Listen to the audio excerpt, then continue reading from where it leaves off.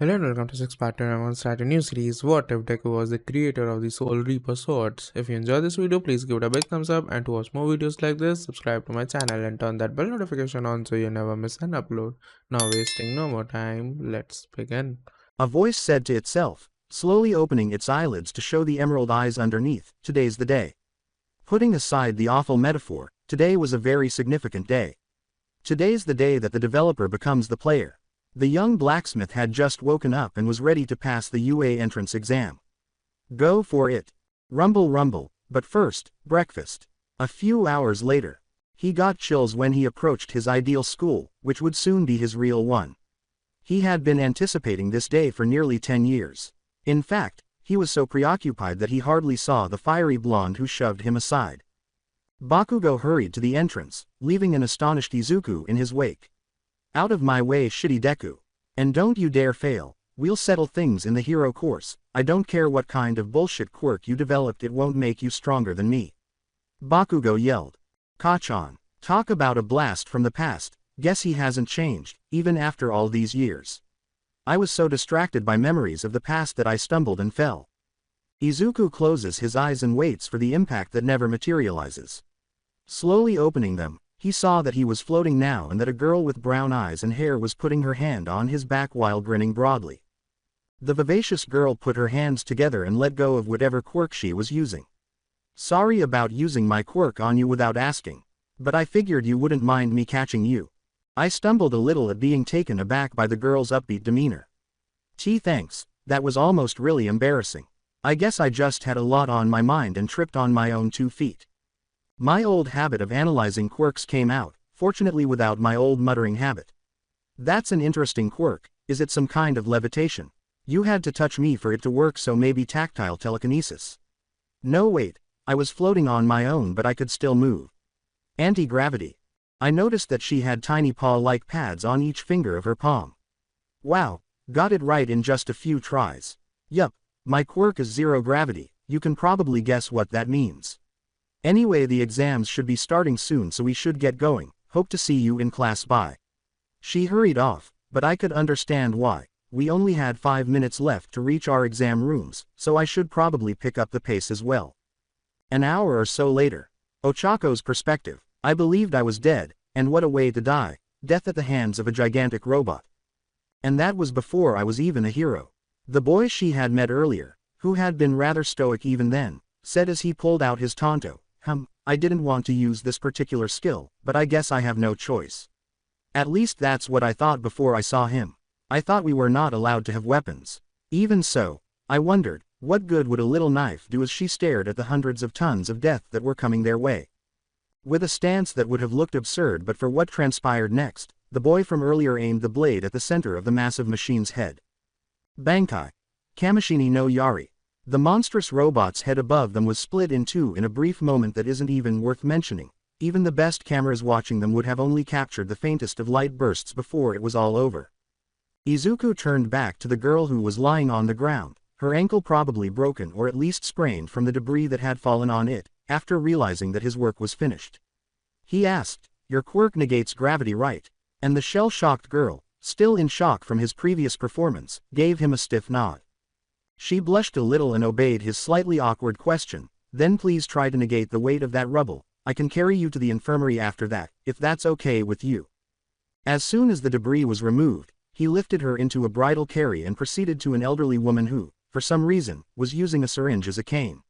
She looked at me and said, "That was rather impressive, though I'll admit I didn't see exactly what you did." She said, "Oh dear, it seems you've a sprained ankle, young lady. I'll fix that right up. Here, take some candy to help with the dizziness." Then, for some reason, she kissed my leg. Oh, there it is. What dizziness. Her peculiarity made me feel queasy and hungry while quickly fixing my ankle. A risky mix. That's an incredible quirk, but I'm dying from the side effects. Are you okay? The boy asked. You know what, I'm just going to ask his name now. I left the unanswered question hanging. Why yeah, thanks for the save back there. My name's Uraraka Ochako, by the way. It's nice to meet you again, Mr. Midoriya Izuku. A pleasure. And don't worry about it, you helped me out earlier after all. Besides, what kind of a hero would I be if I just left you there? Anyway, I'd love to stick around and chat, but I'm meeting someone in less than an hour and should probably leave ahead of time. Hope I see you in class during the spring, he said as he ran away. What a fascinating man. Though it was on the tip of her tongue, she was certain that she would remember it hours later after not giving it much thought. I could have sworn that I heard that name before, though. A nearby gyoza restaurant an hour later. Happy that her son did so well on the tests and even managed to quickly make a potential friend, Inko said, well, you've certainly had a busy day. And with any luck you'll even have a friend waiting for you when school finally starts. I mean, I destroyed that large robot, but this was UA, so things like that were probably as common as dirt. Do you really think so? I don't think I was that memorable, and it's still a few weeks until classes start. She'll probably forget all about me by then. The matriarch of Midoriya looked at her son sardonically. She pinched my cheeks and called me her little hero, saying, Izuku-kun, I may not be too knowledgeable about hero stuff, but I'll tell you this much. Any girl that goes through all that will think about the boy who saved her at least a little afterwards. Especially if he's as handsome as my little man. Sigh, Mom, you'll never change. Ochako Pav on the first day of school. I had a few expectations when I walked into my new classroom. There were many gifted people in the room, and I felt somehow qualified to be one of them. A bustling classroom full of fascinating individuals with diverse personalities, both. Or perhaps an opportunity to speak with Midoriya Izuku once more, a name that continued to ring in her mind, though she wasn't sure why. Really, have I already met him? Is he well known or something? Before I encountered all three of the previously mentioned things, I thought to myself. To the person she thought was the blonde with his feet on the table, Midoriya jokingly said, come on Kachan, no need to make enemies so soon after getting accepted. Besides, the teacher will probably be here soon, so it would be wise to get ready. The boy in question objected to this. To the surprise of everyone, the greenette simply laughed at the erratic blonde's antics. The fuck did you just say, Deku?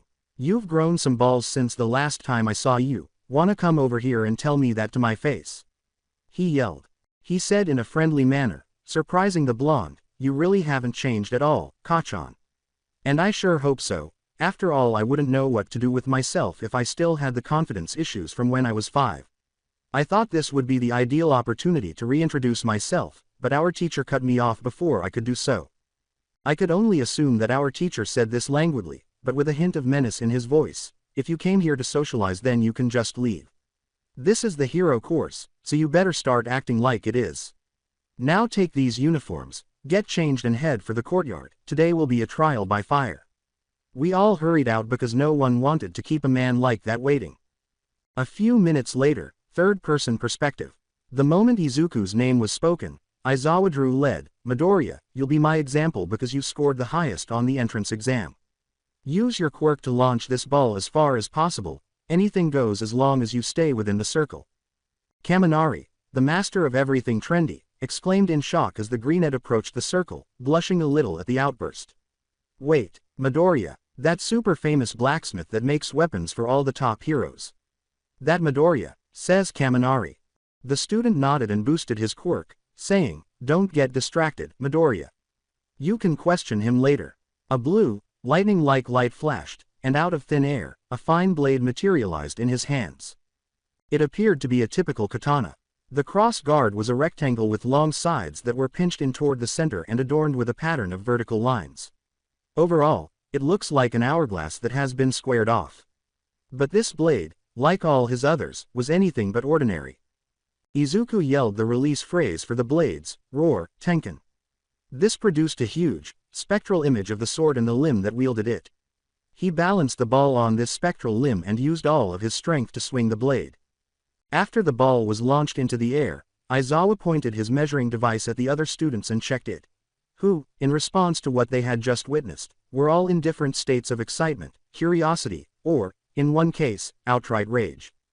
Izuku responded quickly to Aizawa's command, 600 meters.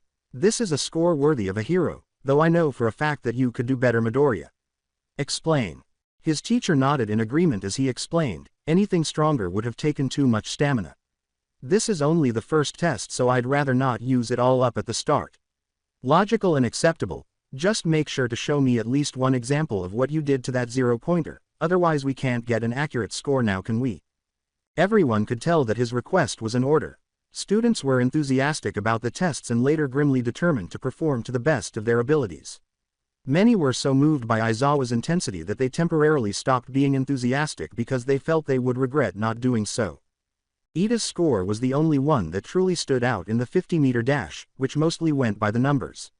Until Izuku's turn came. The blade he made this time was anything but conventional. In his right hand, a massive kyber blade, more popularly called a butcher's knife, that was bigger than his own body materialized. However, it didn't last long. Izuku activated spoke out while pointing his absurdly large weapon forward. This one in particular takes comparatively small levels of stamina. Bankai, Tenza Zangetsu. The blade changed drastically with a gust of wind and an odd pressure surge that everyone felt. A comparatively small, black dado blade is taking the place of the enormous blade. Aizawa gave the signal, and both students shot to the opposite end of the field before anyone could question him about what had happened. Izuku was something else, but Bakugo was still as quick as ever. He essentially vanished and then reappeared at the end of the line, giving him a score of 0.00 because the camera was unable to keep up. Holy shit. The majority of the students believed that Izuku simply teleported instead of moving normally, as none of them had ever seen anything that swift. Bakugo, of course, was the exception, as he kept hearing the word, murder, throughout the remaining tests. Aizawa asked, that release phrase. That wasn't in your file, is it a new development? I guess it made sense that he had read my file along with the majority of others. He nods when I explain, an awakening. Or at least that's what the quirk doctors called it. It happened about a year ago. They said it was because of how often I use my quirk, the passive part of it of course. The others were naturally perplexed but chose to postpone asking questions until later. The grip strength test was administered after the students had had time to gather themselves. Izuku accepted his 60 kilograms score with grace this time around, though, as he had no practical means of raising his own score. He responded when asked about his comparatively high score. A blacksmith needs a strong grip to work his craft. Okay. Izuku considered it for a moment, going over a number of blades that could be useful for the long jump. I could boost myself with Zangetsu, but that would require too much energy, and I've already used it. Then Minazuki. No, that would simply frighten everyone. Then, having made up his mind, he made another sword, a regular katana this time. It had a square tsuba and a red hilt, but like most of his weapons, this first look was short-lived. The blade changed into a kakara of all things, but it had a sharp tip for stabbing, and the words, "Bring them to the twilight." Mirokumaru. Izuku moved across the sandbox without touching the ground as he moved his weapon, creating tiny tornadoes beneath his feet. The other students soon noticed how versatile his quirk was, but since they were under Aizawa's close observation, none of them questioned him about it. Izuku once again had nothing to really aid him in the sidestepping event, so he just performed it normally and used his comparatively agile body to score in the middle of the pack. For obvious reasons, he skipped the ball-throwing test, leaving only the sit-ups, the long-distance run, and the seated toe touch. The long run wasn't too difficult, and he finished third behind Iida and Momo because of his impressive stamina from years of manufacturing blades in extremely hot conditions. Only the more flexible girls in Aoyama, who was surprisingly flexible, outperformed him in fifth place with the seated toe touch because his flexibility was nothing to laugh at. When the sit-ups finally arrived, most competitors were too exhausted to give it their all, but Izuku was able to place in the top 3 once more because of his pace. Only Momo and Todoroki, who had an abundance of spare stamina, defeated them. The following were the final scores. First, Yaoyorozu Momo. 2. Izuku Midoriya. 3rd, Shoto Todoroki. 4. Katsuki Bakugo. 5th, Tenya, etc. The boys started their interrogation, as their teacher put it, after everyone had left the locker rooms and were no longer under Aizawa's influence. All things considered, Izuku handled it pretty well, anticipating some inquiries following his demonstration. Hiroshima asked in a friendly manner, "Hey Midoriya-san, what's with your quirk anyway? Is it that you can create magic swords? Or do you have multiple?" The other students stopped what they were doing, equally intrigued by the Greenette's response. He started his explanation by ignoring the nuances of Shikai and Bankai, saying, "The first. Sort of, it's a bit complicated. You see, What happens is I get dreams relating to swords. From these dreams I get instructions on how to use my quirk to create blades with various abilities, each sealed away by 2 command phrases. After all, they didn't request a lecture. However, I have to physically forge the blades myself in order for them to work. From there I'm able to create copies of any blade I've ever forged, albeit they are weaker than the original. Is that a good enough explanation? He was slightly uneasy. His peculiarity was so intricate that he had to omit a few sections in order to condense it into a single paragraph. Wow, that's so manly, dude. It must be great to have such a flashy and convenient quirk like that. His tone made it clear that he meant it in a positive way, even though his words were taken out of context. However, Izuku clarified, it is versatile, yes, but not as convenient as you might think. The students all turned pale at the idea of a stranger obtaining a tornado generator. My blades are unique, each and every one of them. Because of this, each blade requires me to train in its use, otherwise they'd do more harm than good. Imagine if someone got their hands on Mirokumaru with no training whatsoever. Yes, no one wanted to think about that disaster. Hiroshima transformed the weakness into a positive statement, saying, it's still really cool. If anything, it's even manlier that you have to dedicate yourself so much to master all of those powers. Izuku had to confess that it made him smile. Izuku took a moment to respond to Kaminari's question from the back of the class, is that why you only ever sell your weapons to top heroes? They're too dangerous for normal people to handle. And what's an awakening anyway? It was a complex question. Todoroki surprised everyone by saying, that's one of the reasons, though even then I doubt that he'd give his stronger swords out, even to someone like the number 2 hero. Right, and an awakening is a type of quirk evolution. It's pretty rare, so it would make sense that none of you have heard of it. Todoroki had been silent the entire time. He responded in detail, neither confirming nor denying that he kept the majority of his stronger blades to himself. I suppose that's one reason. The others are that I have a limited supply of weapons. As of now I've only made about 60 blades in total, so only 60 heroes could purchase them. Of those 60 blades I've sold 30. And no, I can't sell the copies that my quirk makes. When they leave a certain radius around me, the blades crumble into dust. The locker room for girls. Toru asked the other girls who stopped what they were doing, Sue. Anyone else curious about a certain brunette with a ridiculously cool quirk? If their irate nodding heads were any indication, Mina and Ochako in particular were in agreement. To everyone's surprise, Momo said, I guess you would be, he tends to leave that impression on people. Seeing this, she chose to go into more detail. She went on to describe what she remembered about his quirk, even though she had no idea what a bankai was other than the fact that it was an awakening. My parents were some of the heroes that bought his blades. He sells them to certain pro heroes for quite the high amount, but as far as I know they're always worth it. Yaoyorozu-san's big brain aside, I think we should get down to business.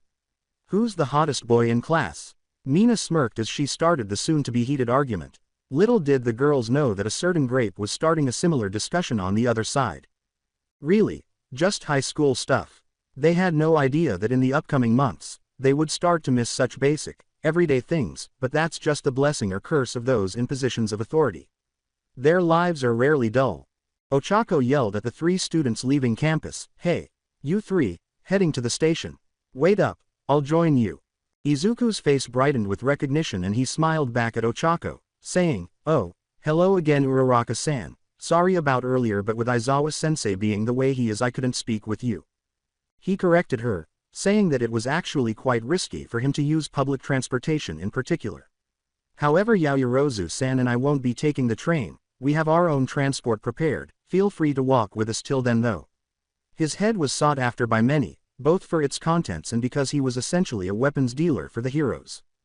Izuku's perspective, at home several hours later. Knowing that he had so many friends in such a short period of time was wonderful. Yaoyorozu's presence at UA was unexpected but welcome. As Mom had foreseen, Uraraka was eccentric and glad to have a friend. Lastly, he could try to be a little less serious, but Iida was a good person who he knew would make a great friend. Overall, the first day went quite well, and hopefully it will continue. He was especially looking forward to tomorrow, though, since it would mark the beginning of their first official day at UA and, if his rumors were to be believed, it would mean taking classes with his own favorite hero. The following day, Izuku's perspective. If I had to sum up class in one word, it would probably be normal. We had all of the typical classes. Perhaps modern literature, mathematics, and the history of modern hero art weren't all that ordinary. However, aside from the fact that our teachers were heroes, there weren't many differences from a typical high school. None of which really caught my attention. I wasn't a slacker or anything, it was just that there were a lot of benefits to having money. I was already far ahead of the majority of my class because I had access to some of the best tutors available. We all had it relatively easy, at least for the first few semesters, until the difficulty of our coursework inevitably ramped up.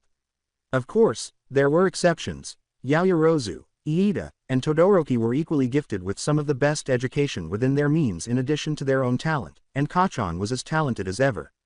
There was a reason this was the best school in the country. Additionally, I was able to create a sizable social circle, even more than I had anticipated. At the moment, said circle was seated around a circular lunch table, talking about our upcoming and most anticipated class period. Kirishima, a loud, direct, but amiable redhead, asked, presumably in an attempt to strike up a conversation, "So, who do you guys think is going to be our teacher for heroics?" They've been keeping it really hush-hush from what I can tell. I couldn't even find a rumor, even the upper years are keeping quiet. The equally boisterous but far more mischievous Ishido, Kirishima's friend from middle school, agreed, saying, "I hear ya, online forums, the local grapevine, I even tried probing Midnight Sensei but all she gave me was a creepy smile before she ran off giggling to herself. I don't know how to feel about that last one." After lunch, we had our final period of the day. Heroics 101 is the class that everyone has been anticipating. What about the instructor? I'm pleased to report that, as usual, my connections were trustworthy. Asui Suyu, who preferred to be called Suyu, made the right guess. No idea Kiro. Whoever it is, they must be really important considering how hard they're keeping things locked down. Maybe they're a member of the top 10. I always wanted to meet All Might in person, so I gave my answer, sharing a little bit of information in the hopes that it was accurate. I don't know for certain, but I do have some informants here and there. They tell me that it's likely to be All Might. Though I'm with Suyu on this one, it's likely to be one of the top 10, except for Yoroi Musha, Edgeshot, Hawks, and Endeavor, who I know for a fact aren't interested in teaching. With cartoonishly large eyes, Shiro Honta reacted to my statement by asking, "Wow, seriously? That's awesome. But wait, what do you mean when you say informants? Like spies? And how do you know that those heroes wouldn't want to teach here?" The old hero could do one thing, fight, but he could do it very well. Not quite spies, but having so many pro heroes as customers has its benefits. That's the reason why I know that those top heroes won't be here. Yoroi Musha is set in his ways, teaching isn't part of them. He did, and even though it was from a table away, his thumbs up was accepted. Edgeshot can teach but not in large groups, he's more of a one-on-one guy. Imagining Hawks and Endeavor as teachers is just plain hilarious, but for opposite reasons. Todoroki-san can back me up on that last one. We returned to our classroom after finishing our meal, sat down, and waited for the big man himself to show up. And he did, oh boy. I am coming through the door like a normal person. All Might entered, which was not at all what was expected of him. After all, this was the greatest hero, he was skilled at making an entrance. Shiro yelled, "Wow, Midoriya was right. It's really him," and caught everyone's attention. He takes out a big card with the word battle on it and says, "Oh, so one of my students knew about me ahead of time. Midoriya, right? Makes sense, you're rather well known for your connections, but enough of that. No time to dally, today's activity is..." The students immediately exclaimed, "Combat training." Especially when All Might displayed the containers containing their costumes. After a few minutes, sigh, it's really difficult to put on quickly, even though it looks awesome. As I ran toward the entrance to Ground Beta, where the rest of my class was undoubtedly waiting, I thought, hopefully I haven't kept everyone else waiting for too long. As I approached, Uraraka said, "Ah, Midoriya. Cool costume, it has an old school samurai feel to it." I could now see everyone else's costumes up close. Let's start with the Gravity Girl. And it was quite the costume. Oh my, I say, shaking my head slightly to clear the dirty thoughts. It did look good, though, and I could tell she was going for a space theme, which made sense given her peculiarity. I wonder if she enjoys 13. I suppose it would make sense. I stammer a little and slowly try to turn away, diverting my attention with the other costumes, until I realized that Uraraka's costume was actually one of the more subdued ones among the girls. Wow. I mean why you too, I love the space theme you have going on. Why are they all dressed in skin-tight spandex? And Yaoyorozu, what the devil? I understand that your quirk requires exposed skin, but damn it, there are better ways. Even though Jiro has its own charms, at least it offers something unique. Uraraka continued talking about how she should have been more specific with her costume, which I found difficult to agree with given the outcome. I was a growing boy, so please excuse me, while I completely failed at distracting myself or succeeded depending on your perspective. Fortunately, All Might made the decision to start class before I could further embarrass myself. He said, "Now, onto the exercise. It would be a straightforward indoor combat exercise with a fictitious nuclear weapon serving as the target. As for the teams, we will be drawing lots to decide. Afterwards I will pull each team's letter from this box in order to decide hero-villain pairs." So we drew lots, and while Kachan and Shoji made up Team D as villains, Zero and I were paired up as Team C, the hero team. Kachan laughed hysterically, saying, "Ha ha ha ha. Get ready shitty Deku, looks like it's my lucky day." Was it bad that I couldn't tell if he was being serious or just acting out his part? I replied politely, but the blonde bomber simply scoffed and went to the building. "You got it Kachan, give me your best because I won't respond with any less." I turned to face Zero and start making plans with him, shrugging. "So, got any good swords that could help out with this?" My own quirk is pretty simple to understand. I can shoot tape out of my elbows, it's pretty strong stuff and can even hold large boulders without too much effort. That's about it. He described his quirk, which was both straightforward and extremely practical. I continued by explaining what I knew about Kachan's quirk, how it operated, and how I could counter it. I have a few that could come in handy, but first I should tell you what I know about Bakugo. Granted, most of what I know is nearly a decade outdated, but it could still come in handy. In addition, his disposition practically ensured that he would target me as soon as the exercise began. We went inside the building 5 minutes later. Zero stayed behind for a short while before making his way to the top of the building, so I went inside. To divide the enemy, we made the decision to split up. Since Kachan was probably pursuing me, Shoji was left to defend the bomb. Based on what I could see, his quirk would make it difficult for him to stealthily, which is why Zero advised that he go for it right away because it would enable him to fight successfully from a distance. In the meantime, I would enter, taking a direct route that would make it simple for Kachan to locate me. In order to be ready for this, I queued up one of my more effective blades for one-on-one combat, particularly when facing someone with Kachan's volatile quirk. The world exploded with that amazing battle cry a few seconds later when Kachan leapt from the next corner and pointed his palm at me. Suck it Deku, or it would have if I hadn't had a particular blade ready. However, it would be inaccurate to refer to this weapon as a blade. "The fuck," was Kachan's graceful response when a big black mass blocked his arm. Just a few seconds ago, Izuku was seated next to a massive Kanobo that was easily twice his size. Was I just read by him? Crush down. Tengumaru. And this time, Kachan's world exploded. The enormous weapon sent fireballs in the direction of the young bomber, and the heat of them exploded his perspiration on his palms and in his grenade gloves, which fortunately hadn't been filled to capacity yet, so the explosion wasn't entirely disastrous. Third-person point of view observation room.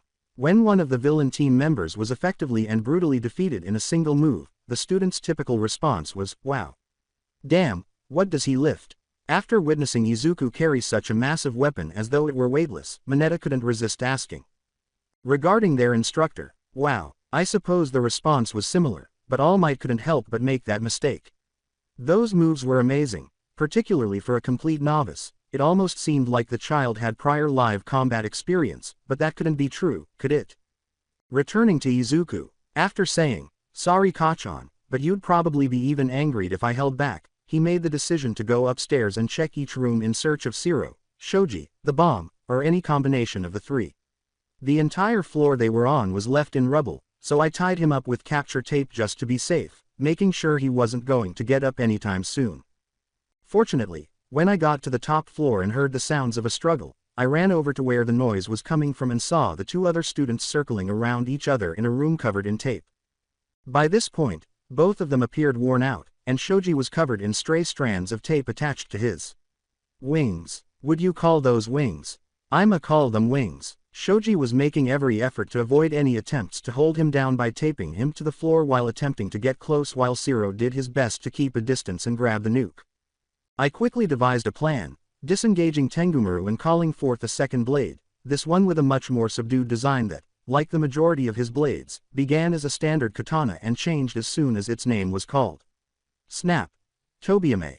Both students turned to face me as Tobiame's blade straightens, turning double-edged and producing several jute-like prongs along its length at different intervals, resembling a 7-branched sword. I aimed Tobiyame and pointed at Shoji, ready to launch a small fireball at him if he tries anything. He did just that and sent another strand of tape towards his target. Zero, go for the bomb. If Shoji tries anything, I'll cover you. Shoji tried to step in the way right away, but was quickly deterred by the head-sized fireball that zipped past him and struck the concrete wall, which was blackened. Be careful, I can limit the strength of these, but they'll still hurt quite a bit, and the next one won't miss.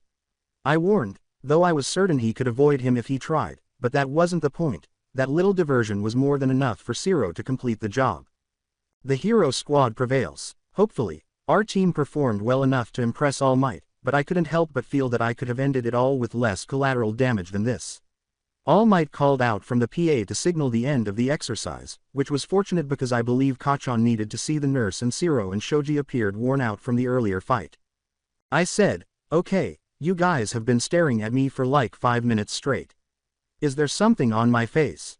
And shouldn't All Might Sensei review our battle? I was a little uneasy about the looks I was getting, and even Zero was giving me strange looks. Sorry about that, young Midoriya. I must say your display of both power and skill was beyond impressive.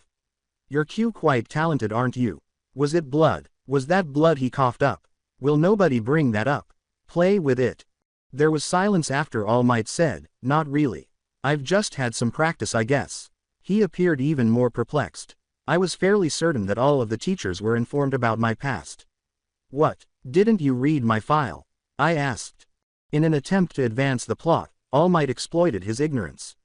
Of course I did. As for the exercise, I can safely say that young Midoriya here has earned the MVP title. Any questions? I'll have to read that later. It demonstrates what occurs when I cut corners on the paperwork. Still a little taken aback by the vicious but effective defeat of one of their more powerful classmates, Jiro nervously questioned, I do. What exactly did you mean by, had practice, with this kind of thing? Let's just say that being in my line of work makes you certain enemies. And said enemies aren't shy about what they want, nor do they particularly care about collateral damage. Kachan isn't the first explosives user to fight me in an enclosed area. All Might decided to move on to the remainder of the exercise before I had a chance to explain. It was agreed that I would explain my meaning to the others at lunch the following day after class ended. I pointed them in the direction of specific news articles that would provide some context for what I said, but I didn't leave them entirely in the dark. There's no doubt that tomorrow will be a busy day. Well, it can't really be that bad, can it? Homeroom on Tuesday. With minimal fanfare, Aizawa declared, today you will be choosing a class president. How you do this doesn't matter, just make sure to do it before homeroom is over, I'm going to take a nap. He then closed his sleeping bag as he descended. After a brief period of chaos, we were able to elect the president we desired because of Iida's customary by-the-books approach. Iida has the self-control necessary for the position, but occasionally he can go a bit too far. Yaoyorozu, perhaps, she's not as strict as Iida and is just as intelligent, if not more so. I didn't see anything wrong with that, so I went ahead and cast my vote. To be honest, the job was just that. There was no real purpose to a job. Apparently, I was the target of the joke. 9 votes for Midoriya. Yaoyorozu received 3 votes. I muttered to myself, oh well, maybe I should have mentioned I didn't want the position ahead of time. There is currently nothing to do about it, which would somewhat defeat the purpose of holding an election. However, who specifically cast their ballot for me? Or perhaps more accurately, who didn't? As Yaoyorozu and I stepped up, I glanced at the others and saw 6 joyful, 11 neutral, and 1 apocalyptic expressions. Whoever guessed the final one won't receive any rewards. One is that Uraraka is averting her suspicious gaze from Kachan. The second is that Iida is depressed and has no votes. Todoroki still harbors a small grudge from a few years ago, so he wouldn't vote for me. A few hours later, the majority of Class 1A made the decision to sit close to one another, if only for practical reasons. Even though some people chose not to participate, our not-so-little roundtable quickly filled up. Specifically, a cold loner and a particular firecracker. With her typical playful tone, Mina began the conversation by saying, "So, I did a little reading like Midori-kun here suggested, and I gotta say, I didn't expect to go to school with a pro, but here we are. It appears that she has already given me a nickname. It wasn't the most inventive, but I suppose it was good." Hiroshima went on, "Yeah, no kidding. It was ridiculously manly watching you take on real villains like that. You couldn't have been older than 12, right? How did you get so strong so quickly?" Although I was the one who gave them that article, it was still a little awkward to be placed in that situation. I wouldn't call myself a pro, besides those idiots could barely even be considered villains. Not to mention the fact that my quirk makes fighting large groups rather easy. Though there was that one villain that was different. He had some kind of transportation quirk that made him impossible to track, pretty sure he was never captured. Although I'm certain that I gave him a significant scare on the way out. I'll admit that some of my blades were a little frightening. Yeah, tell me about it. When I saw it the first time I thought you just gave me a clip of Endeavor, but then the whole place iced over right after. And there was that giant samurai armor. And the flying slug demon. That last one was notorious for hitting individuals the incorrect way it did. However, some people thought it was a kind of gap mo. I explained, feeling especially proud of Minazuki because it was uncommon for my weapons to have such a benign function. Ryujin Jaka, Soda no Shirayuki, Tenkan, and Minazuki. The latter of which is a healing type actually. The creature's stomach acid produces very powerful medicine that can close wounds in a matter of seconds. After all, swords were designed for fighting and violence. It wasn't that easy, but Sato was right when he said, "Yeesh, no wonder you're so rich. I bet pros are lining up for miles just for a chance to use one of those things." You'd be surprised, a good deal of pros do in fact want my blades. But wanting something usually isn't enough of an excuse for the SGRA one to green light it. My blades are dangerous, extremely so. That's why only the most talented heroes are allowed to even think about trying one. And they weren't that expensive. One can be purchased for about 100 million yen, or rented for a few million per month. Considering their capabilities and the intended customer, they are incredibly reasonably priced. Everyone's eyes focused on me as Mineta asked, "Do you think we could try them?" "In class, of course. You know, for exercises like yesterday's." Though I understood that a quirk that could create weapons out of thin air wasn't exactly the pinnacle of public safety, I muttered at the end, "Sure, I don't mind. Besides, the restrictions on using a Zanpakuto are only for the originals. My copies are free game, or as free as you can be given how restrictive quirk laws can be at times." Zero raised an excellent point. Which weapons would work best for each of my classmates? Hell yeah, can't wait. Do you have any suggestions? Well, how about, an alarm goes off? Well, that was a bad time. Why is this alarm going off? Wouldn't it only go off if someone managed to get past the UA wall? In any case, panic was beginning to spread. I make every effort to approach the window while gently shoving others out of my way. With enough effort, I was able to reach it, though it took some time. You would think that after years of dealing with similar situations, I would have grown accustomed to the buzzards, but they were still just as annoying. Oh, for fuck's sakes, damn media. Getting all of Class A's attention, I summon one of my Zanpakuto and point at my ears while covering them to warn them of what was about to happen. I should probably do something about this. If this keeps going, someone is gonna get hurt. Sigh, I really hate using this weapon. Fearing that the situation would worsen, I activated the Shikai of my blade without waiting any longer. Cry Suzumushi was followed shortly by a high-pitched screeching sound that, in a normal situation, would be sufficient to completely knock out most people. However, I manually reduced the sound's intensity, reducing it to a bothersome attention getter. That's enough. You're supposed to be UA students, start acting like it. Everything is fine, it's just the press being a nuisance as always. And frankly, even if there were villains around, I'd be more concerned over not getting run over than whatever they had in mind. Now, how about you all start acting like the reasonable young adults that you were and evacuate in a calm and orderly fashion? Honestly, what would have occurred had there been a crisis? Similar to an earthquake or fire. Before the threat could even reach them, these individuals would kill themselves. A few minutes later, school was dismissed early because of the prior invasion of negative press. At that point, my class was 2 periods ahead of schedule, leaving an empty time slot that no one knew what to do. I say, so, do you guys want to do anything? There's a nice cafe close by if you want to hang out. Kachan and Todoroki give me two apathetic scoffs and a few curious looks, respectively. Kaminari said, well, I guess that's their answer. I'm cool with it though, it would be nice to hang out with everyone. Helps us get to know each other a bit better. She was secretly hoping to get close to one of the many attractive girls in the class. Hiroshima grinned and said, I'm down, my train doesn't get here for another few hours anyway, so I have nowhere to be. Ashido's exclamation of, same, also validated her position. Suyu, agreed as well, and Sato supported the notion that the selected cafe was of excellent quality. I wouldn't mind, I still have a few questions about that villain attack you went through. Besides, I know the cafe you talking about, it really is a great place, Ribbit. Mineta saw an opportunity and decided to join in after two of the girls joined. Unfortunately, not everyone was able to attend. It seems that Tokiyami, Shoji, Ojiro, and Kota had other commitments and wanted to use their extra time. Soon after, they departed. I was surprised to learn that Aoyama and Shiro also decided not to participate. It seems that they disliked coffee and sugary foods. Yaoyorozu was delighted to accompany us. It seems that she hasn't visited a setting this relaxed in a long time, much less with her classmates. Iida was the same, but less vivacious. Hagakure made the decision to join in as well, not wanting to miss any of the fun. At last, Jiro and Uraraka appeared. According to the former, she would only come if I covered her expenses. It was reasonable to say, for that god-awful, ear-bleeding noise you caused earlier.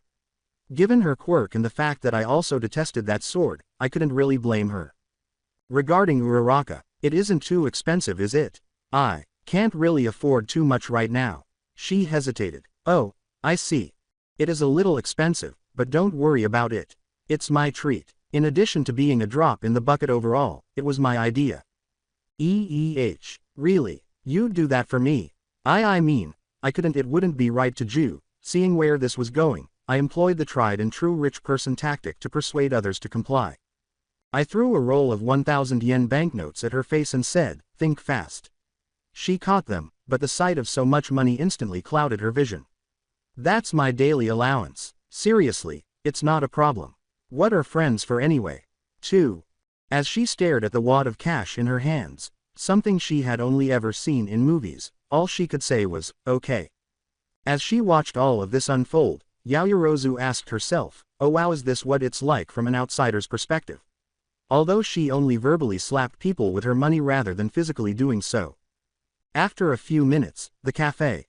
After yesterday's hectic energy and today's media fiasco, it was refreshing to simply relax and enjoy a nice cup of tea. However, it appeared that Kaminari and Jiro preferred coffee. What about the food itself? Wow, that's a lot of mochi.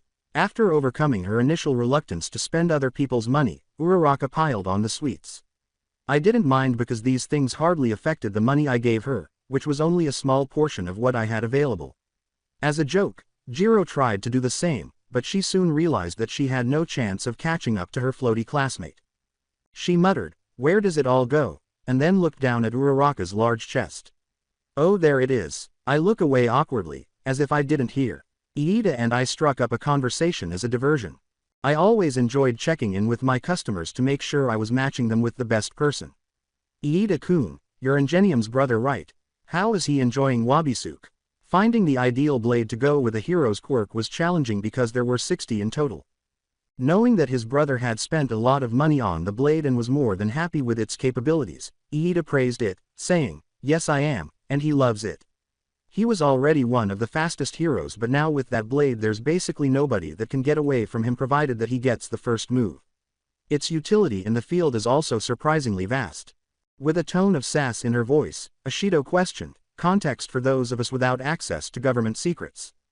To answer your question, Wabisuke doubles the weight of anything it touches, and yes, this effect stacks.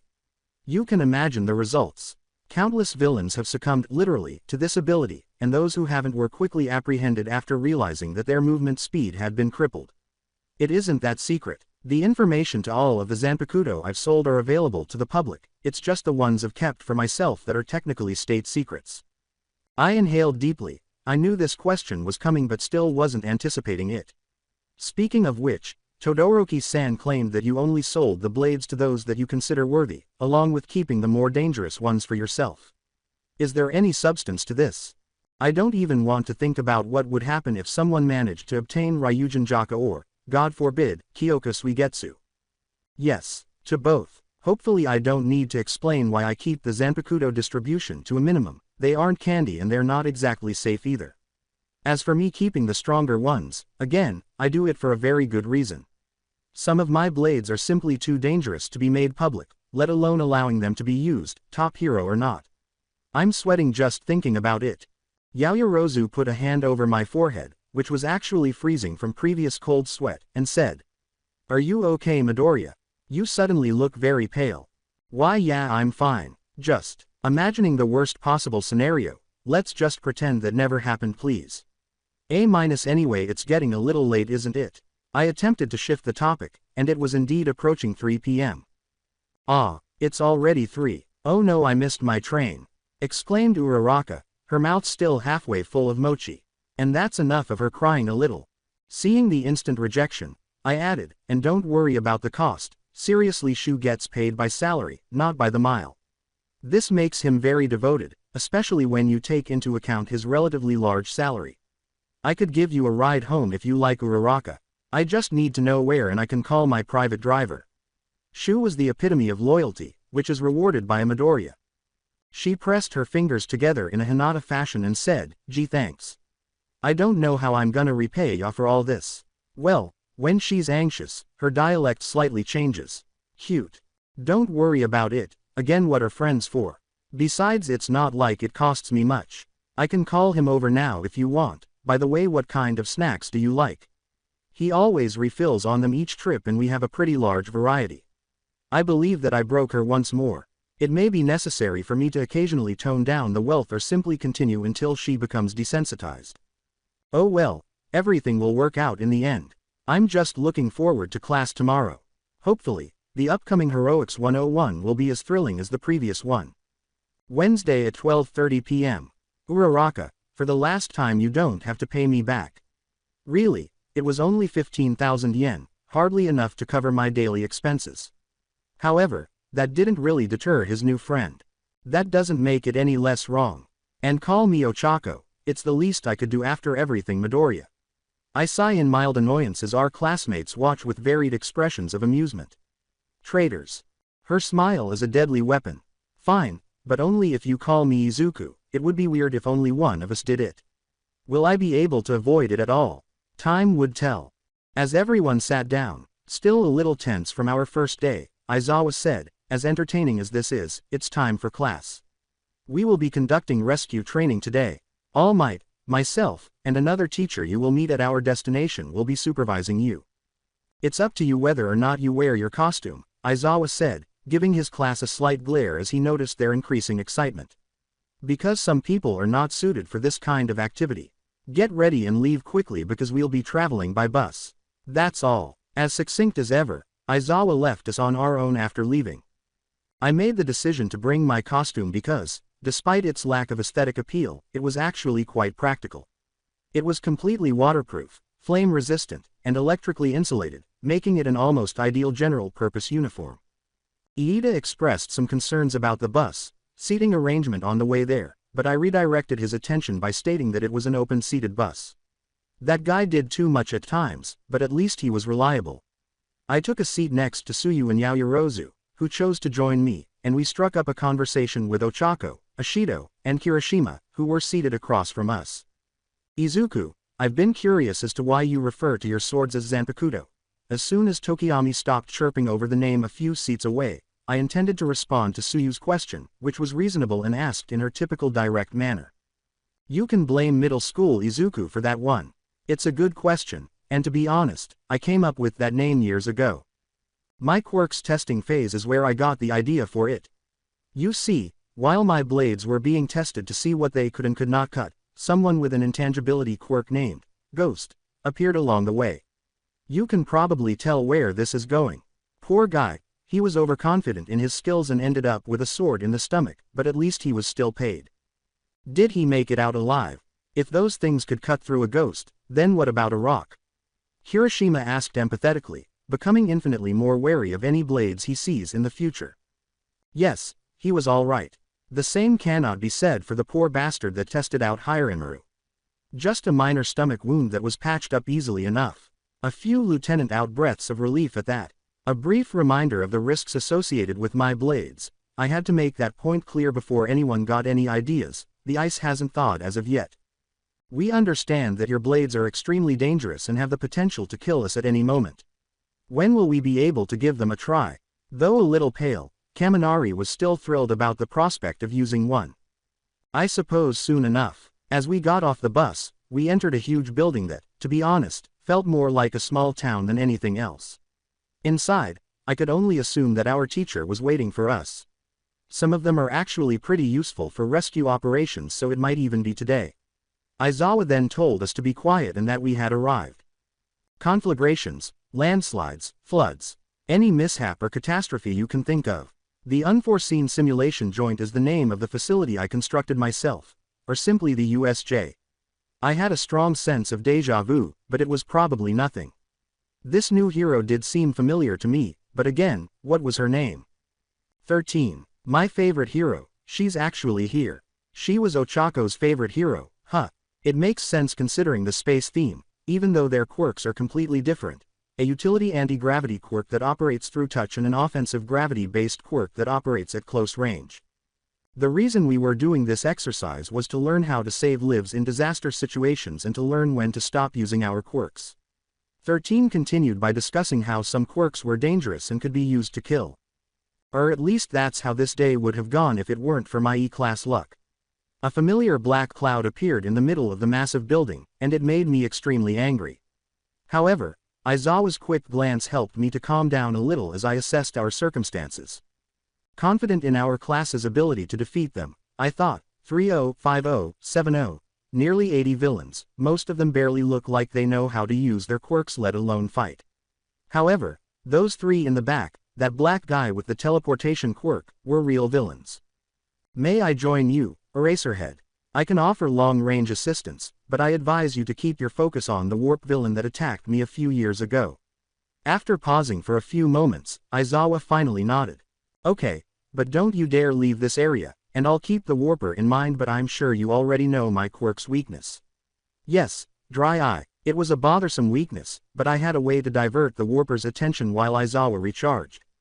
A brand new blade materialized in my hand, one that practically exuded a freezing cold. It resembled a standard katana, albeit slightly larger at 1.4 meters in length, with a light blue hilt that suggested its power in the shape of a four-pointed bronze star. I'm sorry in advance, Tsuyu, but I can't afford to hold back right now. Bankai, Hiromaru Daiguren. Tsuyu was initially perplexed, but he quickly realized why Izuku had apologized. After he called the release phrase, his body and the surrounding area were covered in ice and extreme cold, to the point where the water vapor in the vicinity instantly froze. Aizawa never said I couldn't get some altitude, but I can't leave the area. After giving myself a small smile, I took the only sensible course of action in this circumstance and flew over my classmates to get a bird's eye view of the battlefield. Sick them. I unleashed a goddamn ice dragon in the middle of the group of villains, causing Wilhelm to scream inwardly.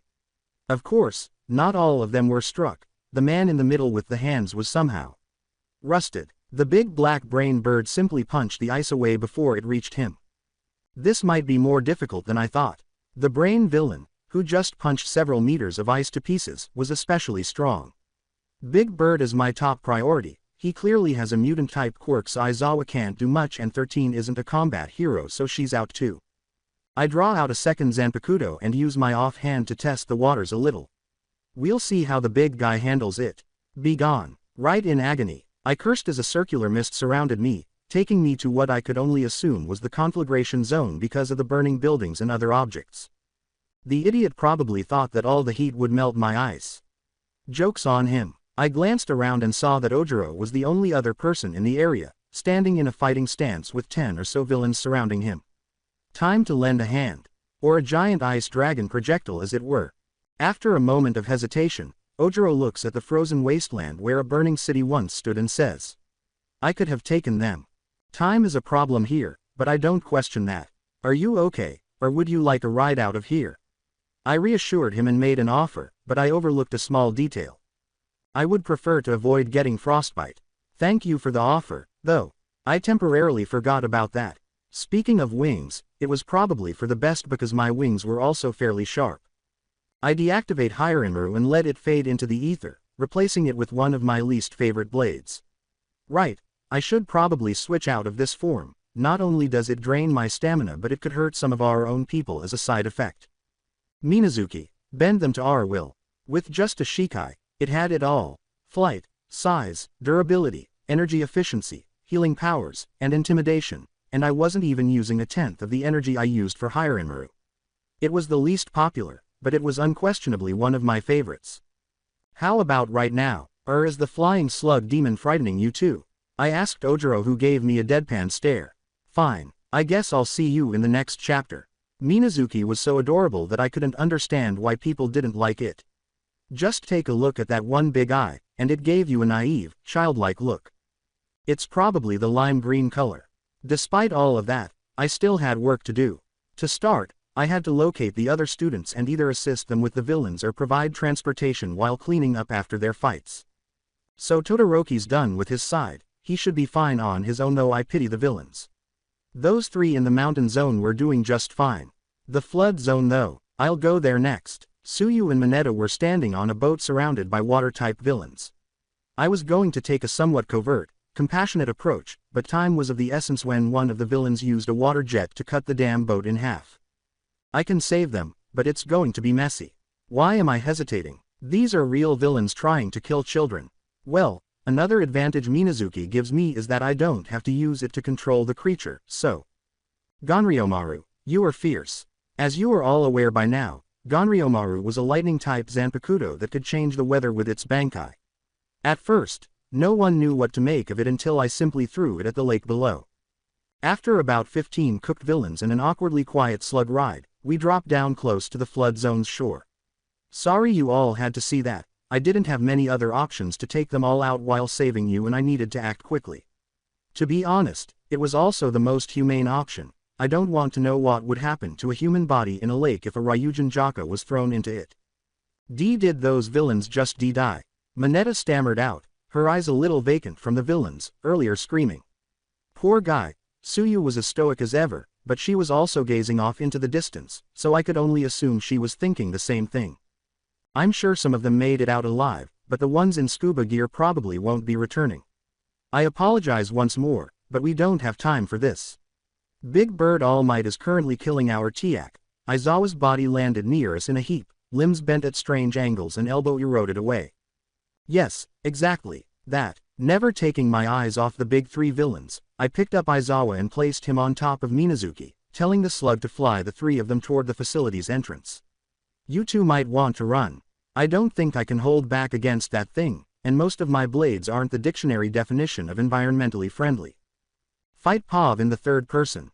However, it should survive long enough to at least reach the stairs. Now for the villains, and it appears that the living cloud recognized him. Of course, it wouldn't last very long, as that distance was much greater than the safe radius that Izuku's copies could go. Even when compared to a pro like Eraserhead, Tamura Shigaraki is dangerous, so proceed with caution. He warned his leader or partner, but it was unclear because the large man seemed to follow Shigaraki's instructions as well. I fought him once before and he forced my retreat.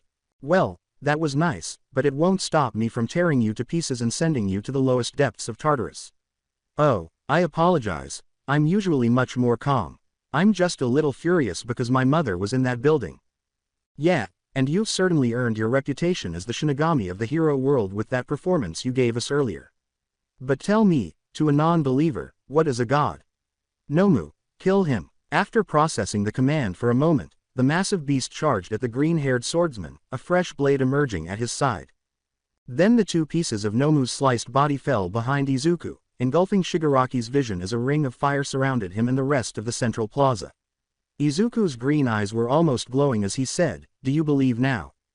Every villain within earshot heard the words, "Do you believe now?" If it weren't for the extreme heat that is currently enveloping them and almost suffocating them all to death, sweat would undoubtedly be streaming down their faces. Heatstroke death, however, was the least of their concerns. Wasn't that our all-might killer? Holy shit, he just killed Nomu in one hit. We're all gonna die. The mooks became alarmed when they saw their siege monster being swiftly sliced to pieces. Izuku became aware of how, off the streets, these villains were when the final one suffered a panic attack and passed out on his own. Shigaraki looked at the green-haired boy who had just killed his Nomu and remarked. Kurogiri, I think we may have miscalculated our odds here. As Izuku advances at a steady pace, his voice gradually becomes more frantic. Shigaraki became a little alarmed as Izuku approached them slowly, the heat growing with each step. Get us the hell out of here. Open a portal. What are you waiting for? She exclaimed. The minor villains made the decision to give up when they saw the angry bull concentrating on their leader. The few villains who were able to jump did so with reckless abandon. Some managed to cross the fire ring with only moderate burns, which crippled them but did not kill them. However, the even more intense heat rising from those flames fried the majority. Izuku shook his head, avoiding a single glance at the stupid villains. Fools. The heat congregating directly above the flames would make Venus appear frigid if they believed it to be hot down here. However, intelligence wasn't a very common trait among this group, if their leader was any indication. A massive wave of flame erupted from Izuku's blade, engulfing the two villains. Idiot, the heat produced by Ryujin Jaka is more than enough to blow away your little fart clouds. Now do us all a favor and burn out. Taimatsu. They will undoubtedly be burned to ash along with anything else that goes in that direction. Or not, Izuku pondered as he noticed a huge hole where the two villains had once been. Craters are not created by fire. There was a disintegration quirk to that hand villain. Shit, I just managed to avoid Shigaraki's incoming grab as he exploded out of the ground below me by leaping up into the air and releasing a copy of Mirokumaru. In comparison, this was one of his weaker blades. Not bad handsy, but let's see you dodge this. Flap away, Sunzuki Garasu. Using Hirinmaru's Bankai and 5 Shikai, including Ryujin Jaka, exhausted Izuku a great deal at first, if he was being honest with himself. Even with a low-tier blade, it was more than sufficient to eliminate the majority of enemies. The blade broke into dozens of tiny, flying, spinning shuriken as he stabbed it into his hand. He swung the blade's hilt at Shigaraki, sending a barrage of blades hurtling toward him at top speed. Shigaraki, to his credit, was able to avoid or capture a significant number of the blades, and those that did strike only caused minor cuts to his flesh. However, the sheer volume of blades was too much for him to endure for very long. Shigaraki was bleeding slowly but surely from dozens of tiny cuts by the time Kurogiri set up a portal to get the hell out of Dodge. Such warp quirks were dangerous. Damn, they got away. Ryujin Jaka was one of them, but it required far too much energy to summon twice in quick succession, so there wasn't much that could be done to stop them. Izuku looked around and saw that no one was watching, so he finally bowed and took a few moments to catch his breath. Sweat was trickling down his face due to the negative effects of his own abilities. So I still can't use that power for too long, huh? He was only able to use it for a few minutes 5 years after creating that finicky device. How pitiful. Izuku shouted, "Tisk whatever, time to clean up the rest of these jokers. Normally I'd use Minazuki to heal your burns, but I think I'll leave them on for a bit longer as a lesson." Into the crispy villains surrounding him, who were moaning slightly. One of them was able to muster the strength to turn him off. "And I believe that's my signal to go. Todoroki is probably okay because his entire area is frozen over. I heard explosions from the ruined city zone, indicating that Kachan is having fun. The conflagration zone and the flood zone are both clearly visible. The mountain zone and the rainy zone remain." Izuku ran up to the flood zone first because it was the closest. Fortunately, the foolish villains were visible, probably thinking that their sheer numbers made them unbeatable. How he was going to approach this was the question. Ganryomaru. No, I might also become entangled in the electricity if it spreads too widely. I'd prefer not to kill these idiots needlessly, and I don't have enough energy left for a Bankai. Oh no, I have to use that blade once more. Cry, Suzumushi. Every mook in the vicinity froze for a half-second before collapsing, unlike the day before when Izuku wasn't holding back. It's humane, yes, but he wasn't immune to the high-pitched noise either. What a bothersome blade. Izuku's nose was still dripping a tiny bit of blood, caused in part by Suzumushi but also by his fatigue. As Tokiyami emerged from behind a building to check on me, he said, "Midoriya. Is that you? Are you okay? Do you require Aussie? Never mind." However, he discovered the unconscious bodies of the villains waiting for him. Soon after, Kota showed up after realizing that the problem had been solved on its own. Since he didn't have time to go into great detail, he said, "Okay, a lot of stuff has happened in the last few minutes, so I'll give you the TLDR. The ring leaders are gone, their Frankenstein-esque monster is dead and the only ones left are the mooks. The exit's that way, gotta go by." He thought that one of his classmates might be in a hostage situation or something. Meanwhile, there was a hostage situation in the mountain zone. Kaminari muttered, "Way." Translation. Nani, while being restrained by the neck and having a crackling electric arm placed in front of his face. They got Kaminari, and he blew his brain again because he was too arrogant. Jiro pondered, trying to think of a way to help her classmates escape this predicament. She made an earlier attempt, but the villain was astute enough to see right through it and intensified the hostage situation. Hostage situations rarely work for a number of reasons, chief among them being that any swift, decisive attack from behind would be sufficient to take down the villain before his brain could even process everything. This was a foolish idea all around, especially if the attack might initially appear to be just a dust cloud. The sharp, sudden, and severe pain from his now stubbed limbs was the poor bastard's only clue that his arms were gone. Luckily, Izuku had already approached him from behind and slammed the Heineka's hilt into the back of the villain's skull, effectively knocking him unconscious before he could fully comprehend this. The girls barely had time to comprehend what had just transpired, let alone the brutality and sheer impact of what they had witnessed, in the 2 seconds that had passed. Izuku, who was panting heavily, said, "Are you two okay? I'm sorry I didn't get here sooner, but those villains were stronger than I thought." He then fell to his knees once more. He was finally feeling the effects of exhaustion. Together, the two girls exclaimed, "Midoriya," and hurried over to their fallen classmates, of whom only one was still alive. Yaoyorozu asked with two different kinds of worries, "What happened to you? And was that really necessary?" He was barely able to walk on his own, let alone use something as taxing as a shikai. Exhaustion. Hostage situation. Only had enough for one more.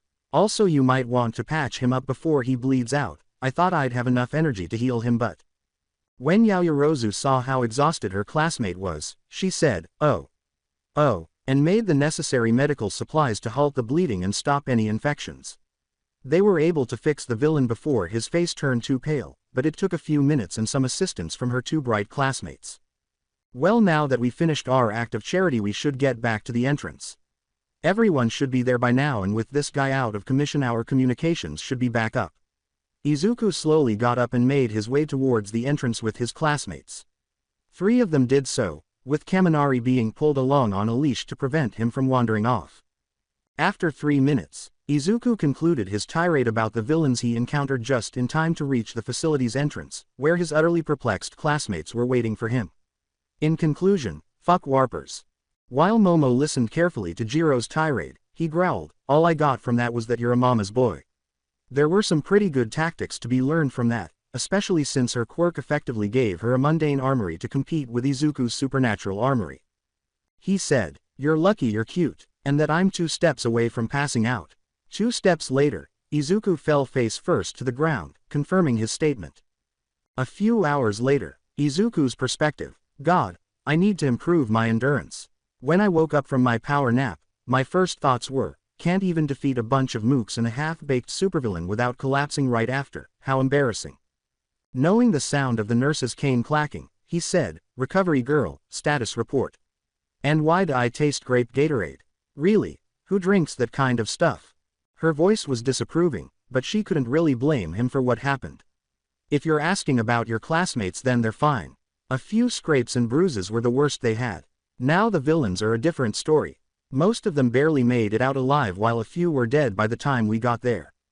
Desperate times demanded desperate measures, and the most important thing was that the students were safe. As for your second question, you had a mild case of dehydration and I had to give you something. Just think of it as punishment for not holding back enough. Talk about being cruel and unusual. Giving me some of the blue stuff was the very least she could have done.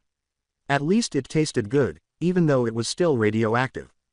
They had to figure out exactly what happened, and his class was full of victims and witnesses, so I suppose it made sense to say, "You should be good to go by now, so feel free to join the rest of your classmates in homeroom." We had to lock down the school for a bit while everything gets straightened out, so your kids will be here for a while. My stomach dropped when I realized the implications of hearing, by the way, your mother is here. She somehow convinced the police to let her through. And the fact that my mother was probably talking to my classmates right now. Quote. Shit shit shit shit. Recovery girl pondered as she returned to her work, messing with teenagers. It never gets old. She could do without the ridiculous amount of paperwork that came with being a medic, even though it was a great job overall, particularly in the role of school nurse. Mammal, curse my childhood loyalty to that. Inko started to say, and that's the story of how Izuku cut off and reattached his own, only to have her son burst through the door. He's still wearing his hero outfit from a few hours ago. He pleaded or screamed, nope. Whatever story you were telling them, I'm putting an end to it now. Only to discover that it was too late to prevent the inevitable. His classmates were already staring at him, barely containing their laughter, and Mineta in particular was staring at me with a vacant expression. Izuku felt the grape's hand on his shoulder. He merely nodded before leaving the classroom, which was an impressive feat given his height. A minute later, loud laughter could be heard coming from a restroom a few stories below. Todoroki exclaims, "Mom, please tell me you didn't tell them about the Endeavor incident." While Inko merely shakes her head. Oh, thank God. At least it wasn't among the top 5. But I did tell them about how you first unlocked Kanenbaraki Benihime Aratame. With a frustrated expression, she said, which reminds me, are you even going to fix that flying cat you created a few years back? What's flying now? Izuku could almost hear what his classmate was thinking. Cat, unbeknownst to everyone else, Aizawa thought. What's wrong with a cute flying kitten? The Chimera project is top secret, Mom. And what do you mean fix? Happy's perfect just the way he is. I didn't realize our butler had retired a few weeks prior. He keeps leaving hair and feathers all over our bookshelves and the ceiling. And ever since Walter retired, I've had to do all the cleaning myself. Indeed, they would require a replacement as soon as possible, ideally one that could easily reach high places.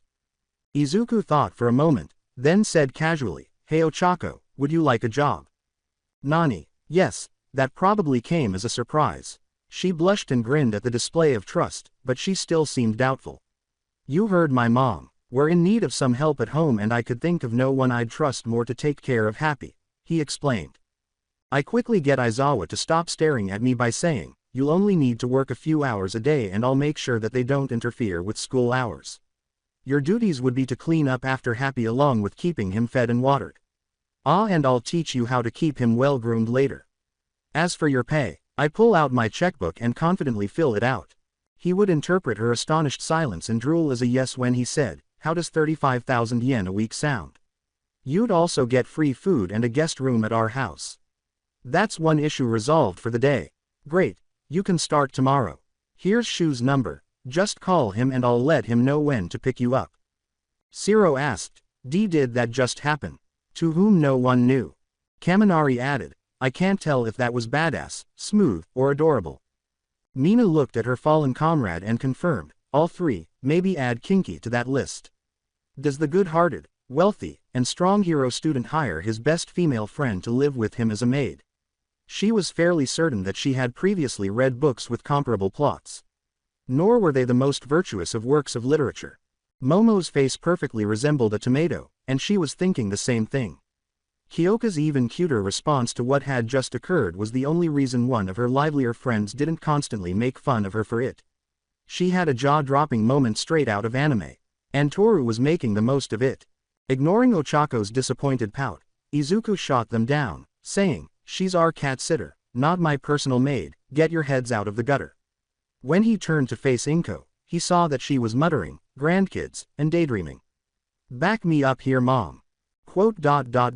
And once again I go alone into the fray. You see, this kind of crap is what makes being wealthy so difficult. To be honest, people's minds are so filthy these days. By the way, Ochako here. It's our family company's crest. This is a sign that you're a member of our company and deserve the same benefits. Also known as bothersome legal paperwork. The crest itself was simply a fancy printed green M. Cue the girl's nosebleeds except for Momo, who has a similar crest. One could assume that half of the men in the room snapped their necks as they turned to face the wealthiest woman in the room when he said, oh come on. Seriously, it's the equivalent of an employee ID card. Heads out of gutter girls, Yaoyorozu has one too. She shot them down right away, blushing the entire time, saying, I will not go era. For this, she was going to exact revenge on Izuku. The only question was when.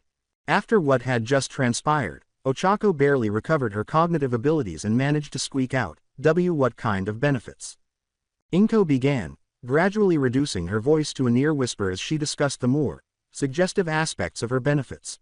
Oh, you know, the basics. Free use of the house amenities, dental care, complimentary contraceptives, maternity leave. Izuku moved his mother away from Ochako so she could express her fantasies in a more private setting. That's enough out of you, he said. I tried to repair the damage, but it was too late. Sorry about that. Mom can get a little much when her imagination takes over. Has ceased to function. For a reboot, please insert mochi. It was going to take a long time to fix this.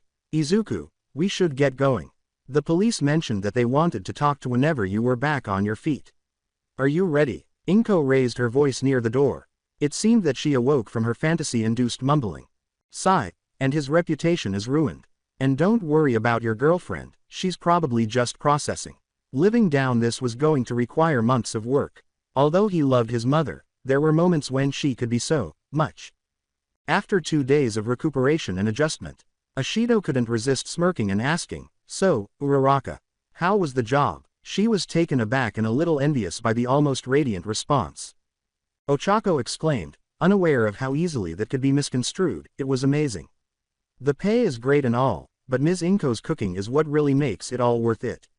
Plus Happy is just so cute. Sure, it was hard for me to clean up after him at first, but ever since Izuku gave me his sword it's gotten a lot more bearable. In addition, she was free to use all the other entertaining items they had around the house. They had a hot tub, too. Ashido picked up on the innuendo right away, saying, oh, so our resident Shinigami gave you his sword, huh? I bet it must have been great, right? Izuku entered the discussion at this point. He had a feeling that this would be a running joke. Ochako, you've been talking with my mom way too much. The sword she was talking about was Hisagomaru, a healing type Zanpakuto that helps her with her motion sickness. Heads out of the gutter. Ashido pouted and Ochako turned red when she realized what she had said. Well, you're no fun. She made a valid point when she asked, what kind of teenage millionaire has a personal maid and doesn't brag about it? Reverse. Izuku corrected her, saying, first of all, billionaire. Ochako got a thoughtful expression. First of all, you should stop reading romance novels. Secondly, Ochako isn't a maid. If she were, I would be paying her triple. Plus it would get in the way of her school work, was followed by a look of acceptance and disappointment. Aizawa, who was somewhat bandaged, left the classroom as the doors swung open, silencing everyone. Fortunately, his injuries were limited to a broken arm and a destroyed elbow. It might have been considerably worse. Okay, so I can be certain that he enjoyed playing tricks on us. Quiet in less than 3 seconds. You're learning. Take your seats, your fight isn't over just yet. A few of my class's more jittery students began to lose their minds. We all knew who they were, but I wouldn't name them. It would be like canceling the pre-quirk Olympics because of a drunken brawl at a nearby bar. The sports festival is coming up. Of course everyone is concerned over the recent villain attack, but we've increased security by roughly 3 times. Besides, this isn't an event that can just be cancelled. Furthermore, the so-called League of Villains wasn't exactly well known. According to the media, a group of schoolchildren defeated the would-be villains. Although Izuku had some recognition in the hero community, it wasn't enough to make the blow go away entirely. In the meantime, the League of Failures. Fucking cheating brat. Returning to the people who were important. The statement, you kids only get 3 shots at this. So don't waste them, this is likely your best chance at getting your names out there. Our day went on without any problems, although Ochako seemed more excited than normal for some reason. My small group of friends did discuss the reasons behind our initial decision to become heroes over lunch. Although it went pretty well, we did discover some fascinating facts. With ease, Iida responded, I want to live up to my family name and be like my brother Tensai. In retrospect, his motivation for becoming a hero is fairly clear. As you might have guessed, Yaomomo stated, my reasoning is pretty much the same. The Yaoyorozu family has a long history with hero work. And of course I just love the idea of helping people for a living. Suyu provided the cutest response to date, saying, "My little siblings were always enamored with heroes, I can't say I was much different either. Part of the reason would be wanting to be a good example for them, I guess." She also promised to show us a photo of her siblings at a later time. It's a little embarrassing, but money's a pretty big motivator. See, my parents run a small construction company that hasn't been doing very well recently, and well, I wanted to use my quirk to help them out, but they told me to follow my dreams of being a hero instead. So my first goal is to make plenty of money so they can take it easy. That was, whoa, of all of us, she most likely has the most practical reason for being here. Honestly, you're gonna make me start feeling bad. I'm just here because I always wanted to emulate All Might when I was a kid. Simple as that. I acknowledge that this wasn't a very good explanation, but the heart couldn't resist its desires. While Ochako's expression changed to one of thoughtfulness, I asked, though, since you mentioned it, does your family happen to have experience working with exotic materials? The kind used to build quirk gems? Yeah, but most people can't afford that. Why do you? Her eyes enlarged with insight. I needed that quirk gem for training, so helping the Urarakas was really a bonus. I just happened to have such a building plan to be built in Hosu, though the plan's been in the works for months now because I wanted to find the right company for the job. If you can get me in contact with your parents, who knows, maybe my search will finally be over. I had high expectations for Ochako. A brief period of silence, followed by a response, possibly a pretext to go and consider what I've offered. She glommed me at full speed while essentially yelling, "Thank you. Thank you. Thank you. You won't regret it," before scurrying off at a pace I could hardly keep up with. That was unexpected. I turned to face Yaoyorozu, who shrugged and arched an eyebrow. Well, that happened. Speaking of exotic materials. I smile, relieving myself of another burden. We'll discuss it after school. I'm interested in the idea of a quirk gym myself. UA is amazing, but we only have access to it during school days, so your idea could be rather useful. If we played this right, we might even be able to turn a profit. What? No one ever said a hero couldn't watch out for both the public and his own finances. Meanwhile, in an unidentified warehouse, Achu sneezed a vicious ninja turtle, revealing his location and making his prey aware of him and the other phony heroes in the vicinity. Shit, curse the person who gave him the sniffles. Back with the Shinigami who unwittingly made the life of a particular hero killer more difficult. Why do I suddenly feel smugly satisfied? Whatever it was, he just hoped it wouldn't come back to haunt him. That kind of flip-flop could be his luck.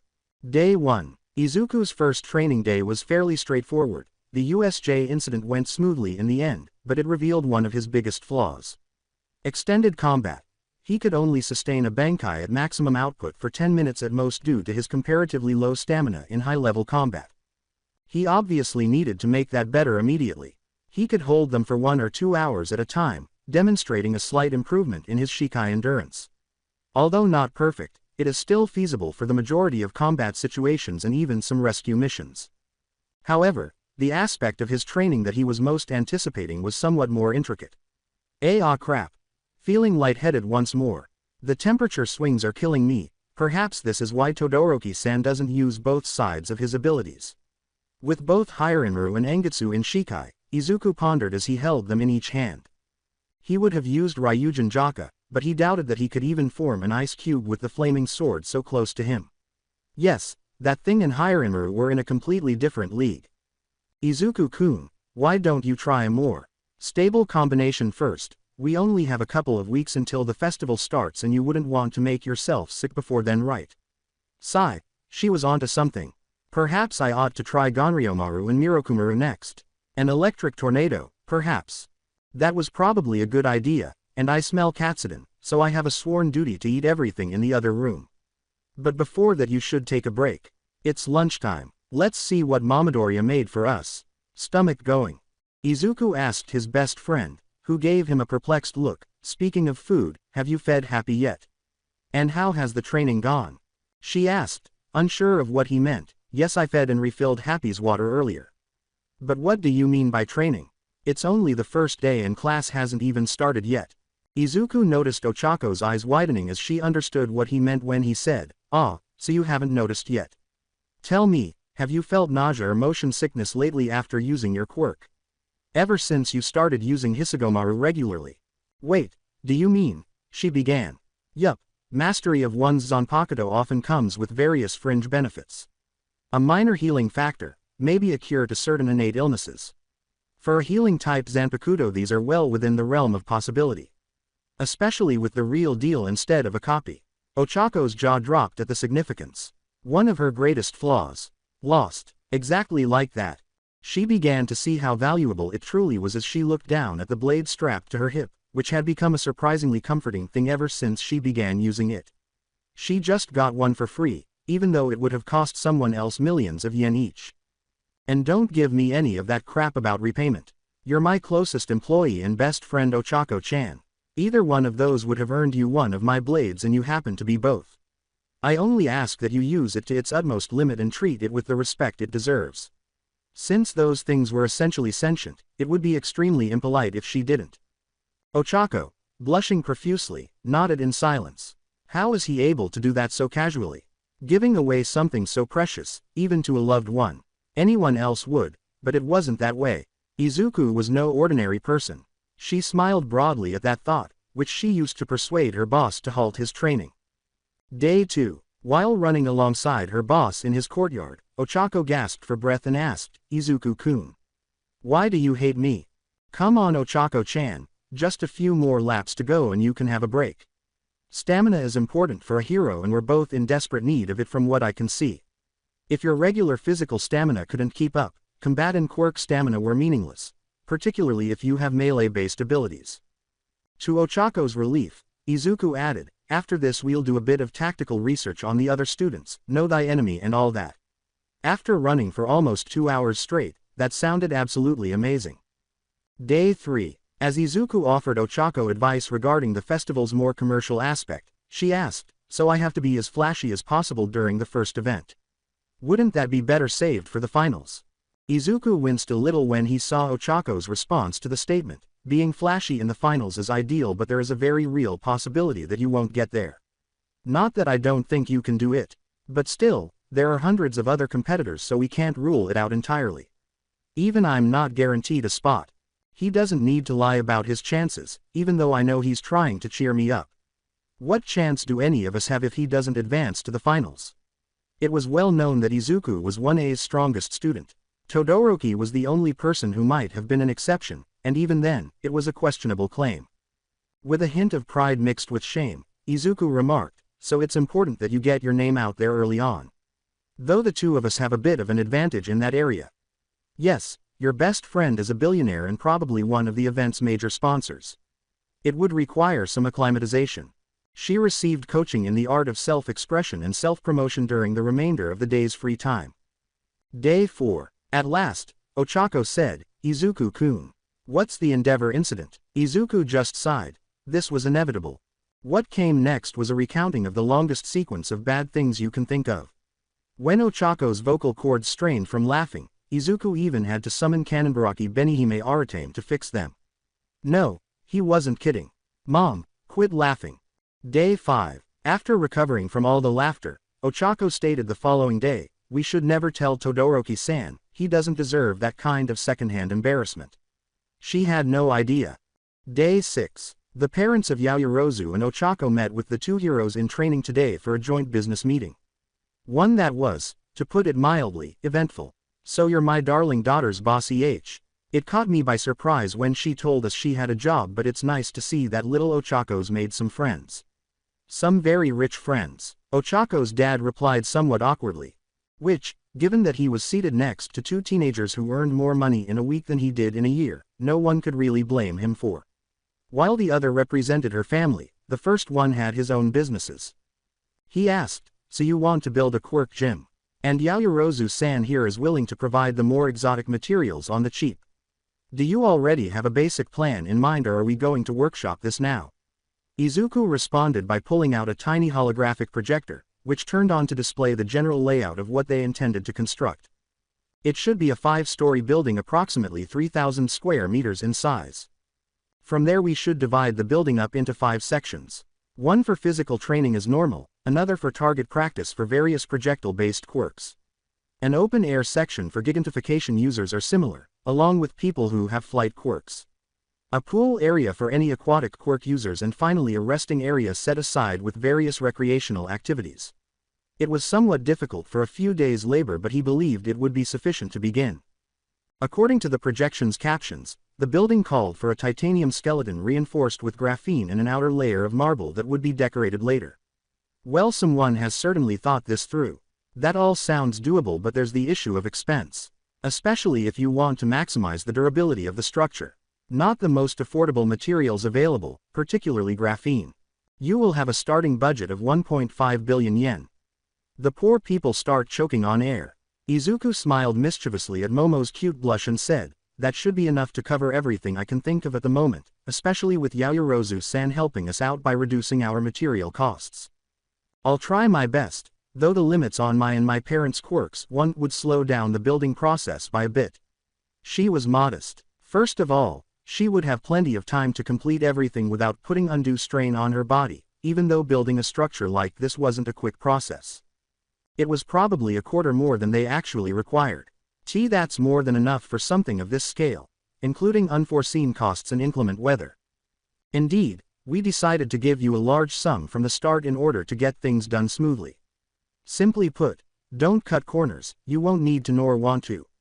And if you complete the building without using up the full budget, you may take the rest of it as a bonus. Nani, days 7 to 12. Together with Yaoyorozu, they suffered during these few days as they completed the paperwork required to open a quirk gym. Particularly one this size. Positively, after completing all of the day's paperwork, the three students assisted one another in training.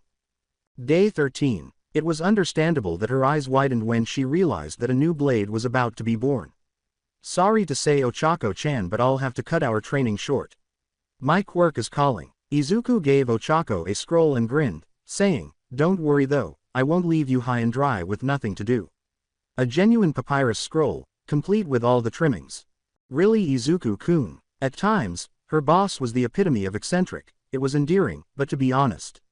Papyrus paper. Shush you, I expect you to read that by the start of the tournament, though this kind of training isn't designed for instant results. I'll see you at UA, I have to focus on this next part. He concluded by leaving. Ochako opened the scroll, which was titled, A Guide to the Art of Jinzo, and was written by Izuku Midoriya. Such a dork. Day 14. I finally have it. Welcome to the world, Nijigasumi. Todoroki stated quite clearly, Midoriya, objectively speaking, I think we can all agree you're the strongest among us. A pro in all but name. I plan to show the world that I can surpass you, reputation be damned.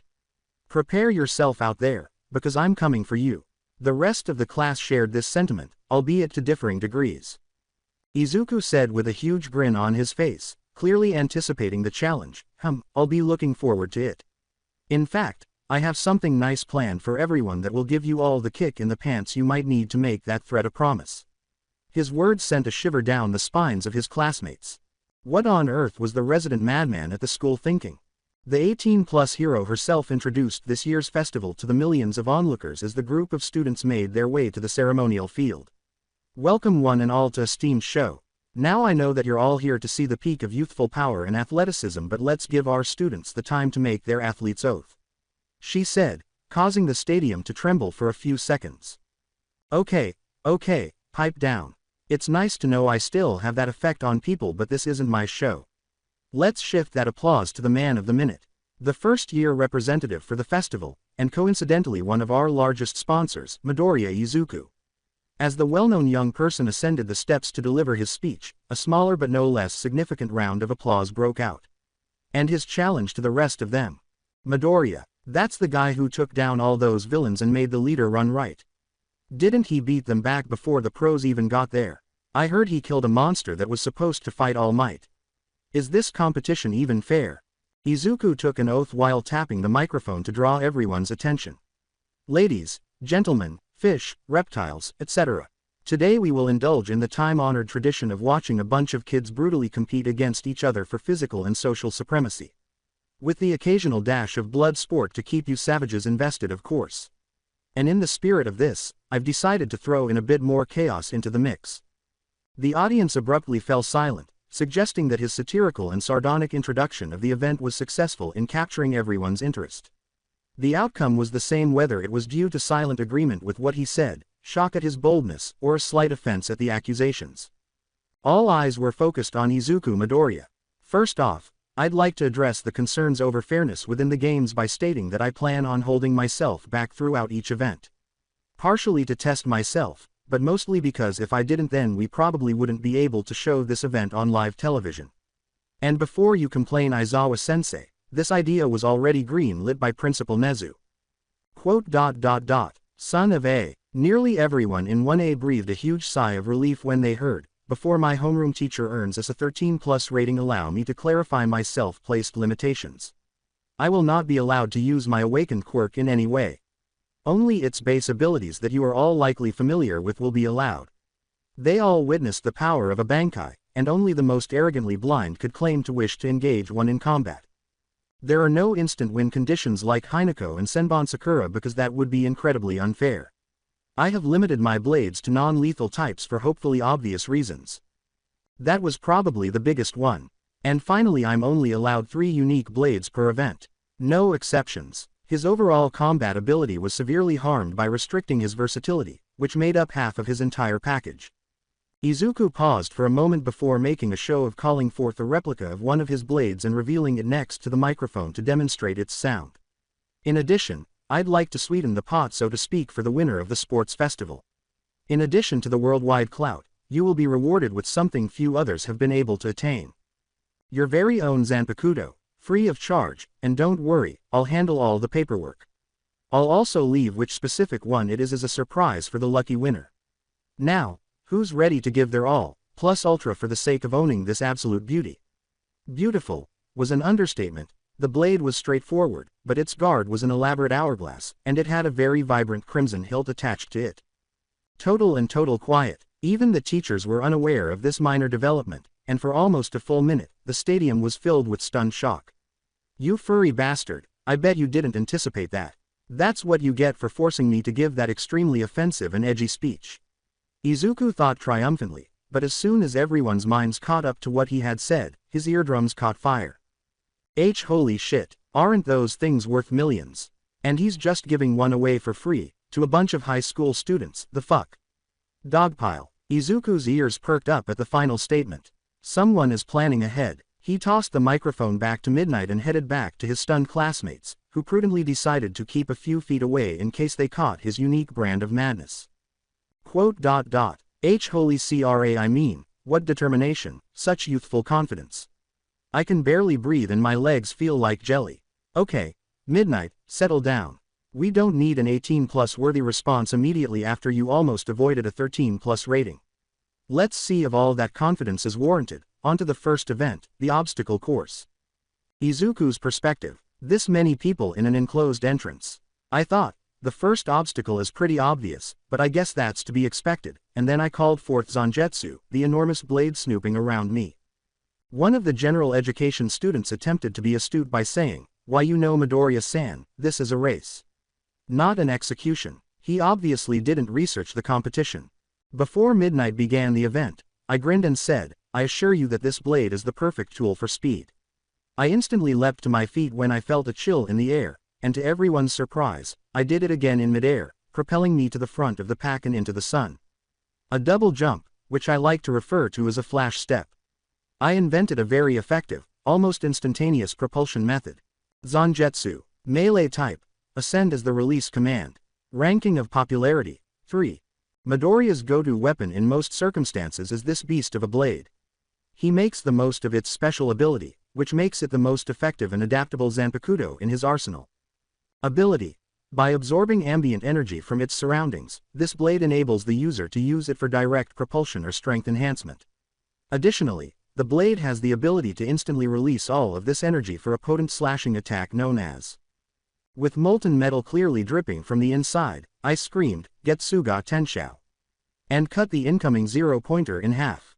This caused me to slow down for a while, but Todoroki, who was in second place, soon replenished Zanjetsu with energy from the other 2 enormous robots, enabling me to maintain a steady pace. As I moved into Harenkyaku and got closer to the second obstacle, I thought, so much for starting off strong, speed isn't his forte. In the center of the racetrack is a huge-ass pit. Compared to the flash step, the less sophisticated but more adaptable method allowed him to hover over the pit while moving at a slower but still respectable pace. Present Mike was praising it the entire time, but to be honest, he didn't need to. And all with little to no stamina loss. I love this damn thing, too bad its full power is so unwieldy. Despite all my limitations, it wasn't as if anyone else would. Get back here you cocky shit. Quote exclamation mark quote. What the devil? Bakugo never moved so quickly. I had to disengage Harenkyaku and take a flash step to avoid the approaching blast when I turned around just in time to see an open palm pointed in my direction. Boom. Well, if it had struck me directly, I think I would have passed out. He is not holding back at all. And he never used blasts that powerful. A much larger blast found its way to me. Don't think I'm as clueless as these morons. That overcompensating piece of crap can't activate if the user gets hit. And it's fucking weak to direct attacks, die. They said, what on earth is happening? I had to block the blow with Zangetsu. The blade was severely chipped, but the heat and kinetic energy were absorbed. I may soon have to make a change. Unfortunately, this blade would have been ideal for the next obstacle. My only choice was to send out another Getsuga in Bakugo's direction before Zangetsu vanished. Fortunately, the blast's thickness was sufficient to make him retreat or face danger. I called forth my second blade for the occasion while he was preoccupied. Call for the Twilight, Mirokumaru, was the only Shikai that could keep up with me while getting him over those landmines, really. Who is this shit? Minazuki would have been superior, but summoning that thing took a long time, and its travel speed was only average. Mirokumaru, wind is a Kido-type subtype. Ability. The power of this special weapon is equally exceptional. Its ringed end allows it to generate and manage tornadoes of all sizes. This weapon can even be used for medium-distance transportation by skilled users. Just a bit further, after all that boasting, I'll be damned if I lose momentum in the first pew motherfucker, Nani. I was blinded by a bright light, and shortly after, I felt a burning sensation that made me drop Mirokumaru and fall to the ground. I grunted in agony and did my best to stand again. To get moving. To take any action before the rivals caught up. I'm unable to see. I hear explosions. Shit. As a last resort, I summoned my last blade, Minazuki. Minazuki. Kido type. Subtype. Living healing. Ability. This weapon has the ability to change into a huge, demonic slug creature with only one eye. It can fly and its stomach acid has therapeutic qualities. Surprisingly well liked by kids. Extremely gaping. As I climbed inside, my only hope was that I would survive. I could feel the burns on my back healing inside the beast's stomach as my eyes gradually regained their sight. Eventually, I heard a whistle, and as Minazuki spat me out beside Todoroki and Bakugo, who were both staring at me with varying degrees of smugness, I was overcome with light.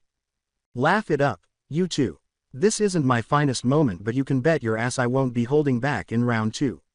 While third place wasn't my greatest accomplishment, it was still preferable to nothing. But one thing was certain. I was going to track down the person who, of all things, struck me in the back and give them a straight kick to the. Ochako attempted to calm her nearly abusive boss and best friend by saying, Izuku-kun, I think you should calm down, third place is still an amazing position. It was one thing to lose a straight-up fight to one of his classmates, and another to face several opponents at once. I'm the dictionary definition of calm. I'm so calm that when I find that laser guy I'll only slightly traumatize them on live television. Aren't I nice? His classmates said. Being defeated by a cheap shot from some rondo was quite another. No one in his class would dare attack him from behind out of spite, so Izuku knew it was a rondo. They were aware enough of his potential to conclude that it was not worth it. This left the two non-hero students who survived the obstacle course in Class B. Ochako appeared worried and attempted to interrupt Izuku's muttering fit, but was unable to do so. Iron guy, the girl with big hands, Vine girl, don't know that bandana guy's quirk so he's a possibility, saw that guy make platforms out of solid air so he's out, he makes blades, I don't know what the black one does. Ochako attempted to shout over the muttering, but Izuku was lost in his own world. The gentleman beast guy is out, the small pudgy one didn't use his quirk either, the horned girl seems obvious but I'll withhold judgment, the one covering her eyes and the quiet one are also possibilities, I don't know what that other guy does, that one has a word bubble for a head, quirks are fucking weird, Ochako could not hear. Ochako had had enough and used Palm Strike, which worked incredibly well. The guy with the skull head softens things and the big guy makes glue, the Chinese guy makes scales, the green-haired girl is buggy, the silver-haired one is unknown, and the blonde guy's face just pisses me off, slap. Izuku's muttering ceased. Ochako was extremely alarmed by the response. Thanks for that, it's been a long time since I've gone that deep into the tank. Would this be a frequent occurrence?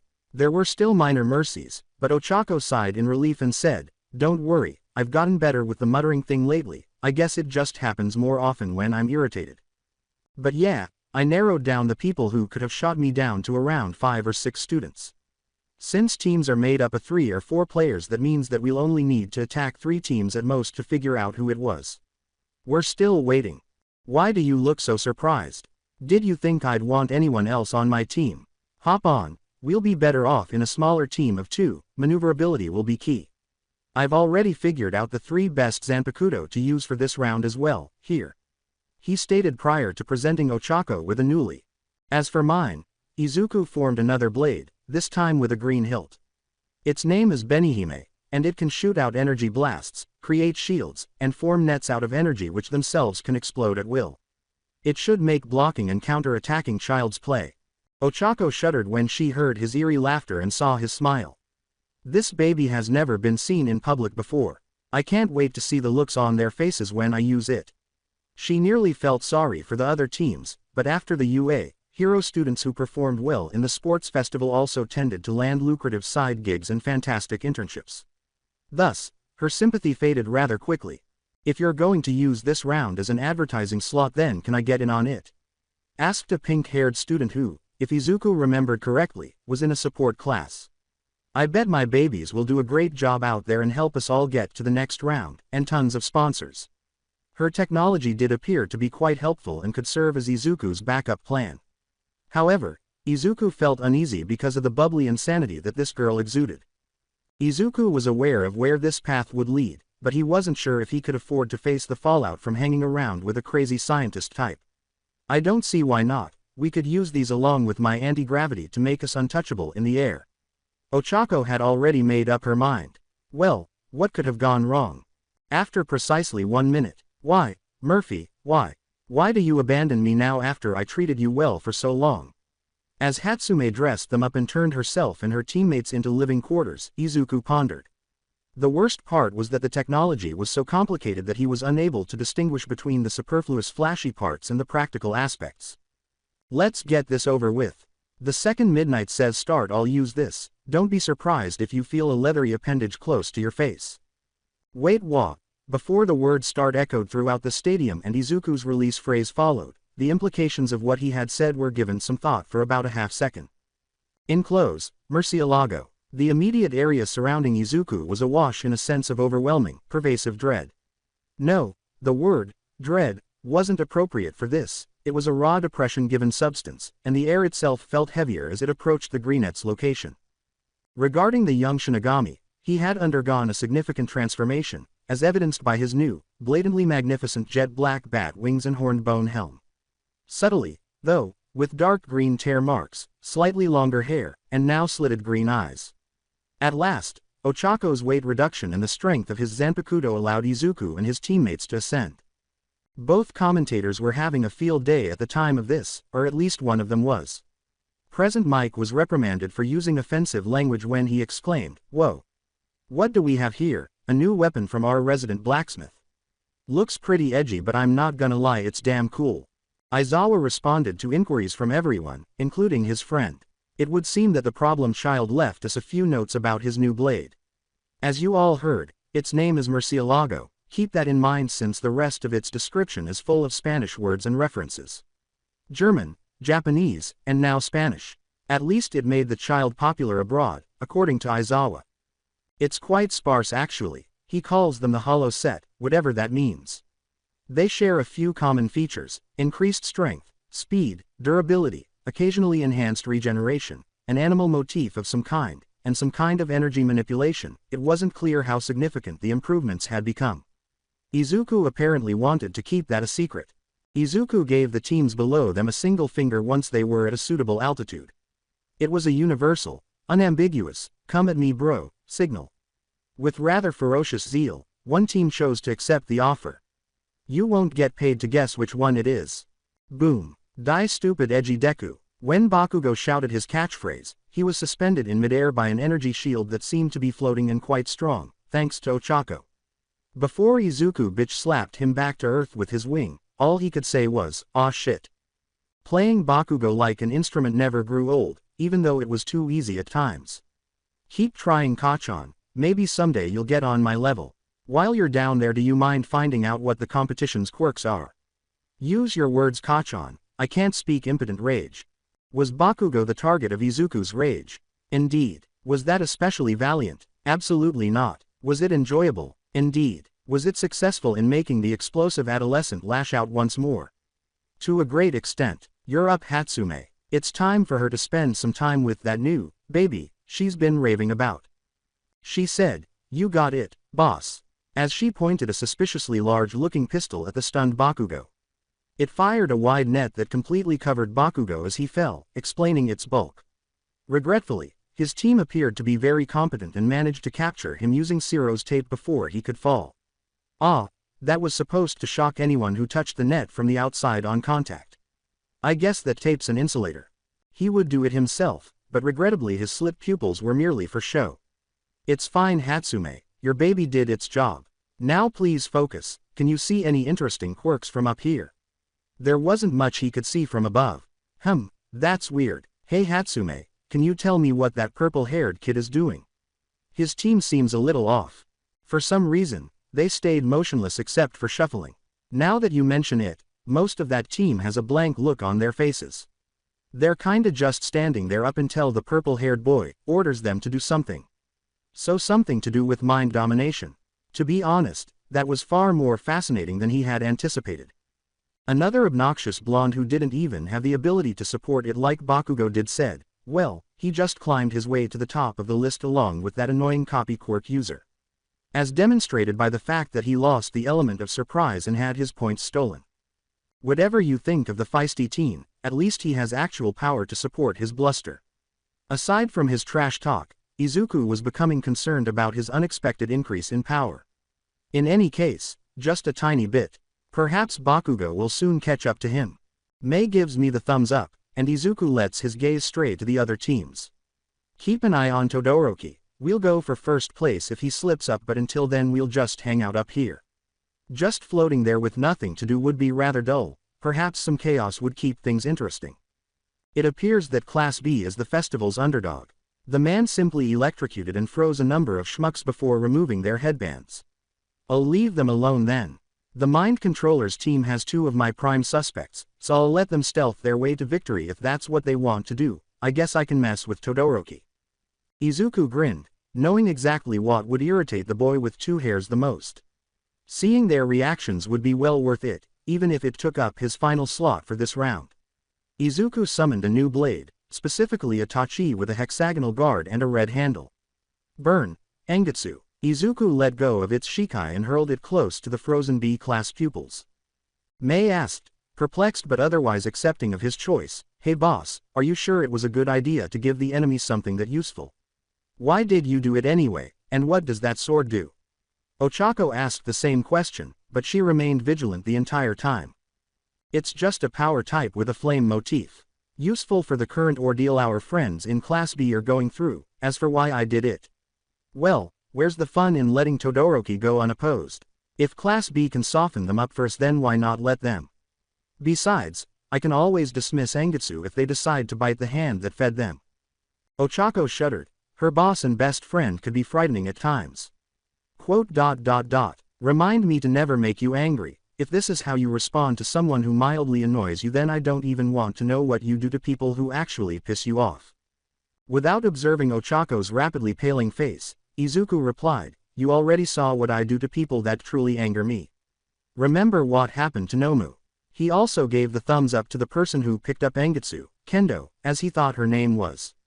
Instead of questioning her benefactor, the orange-haired hero paused in bewilderment, shrugged, and decided to unfreeze her classmates because she didn't have much time.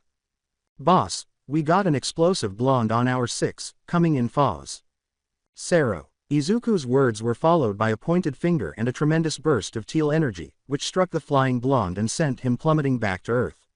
Such a fun ability, and it's extra flashy in that form even if its attack power gets quartered for every doubling of its size. At that size and range, it was about as harmful as being struck by a warm sandbag. It will knock you out, but not much more. Still in shock from Izuku's stunt, Hatsume said, "I didn't know you could do that. Any more surprises, boss man?" Todoroki is getting surrounded by Class B. By the way, his team seems to be getting pushed back. They're saying something about another massive AoE attack. Ochako nodded, agreeing that she could float herself and Hatsume for a short while. These types of blades are rather strong, though they aren't as versatile as my usual stock. If Ochako is willing to hold the two of you up for a few seconds, I can give you a better demonstration. She was reaping the benefits of all that practice with her quirk while caring for Happy.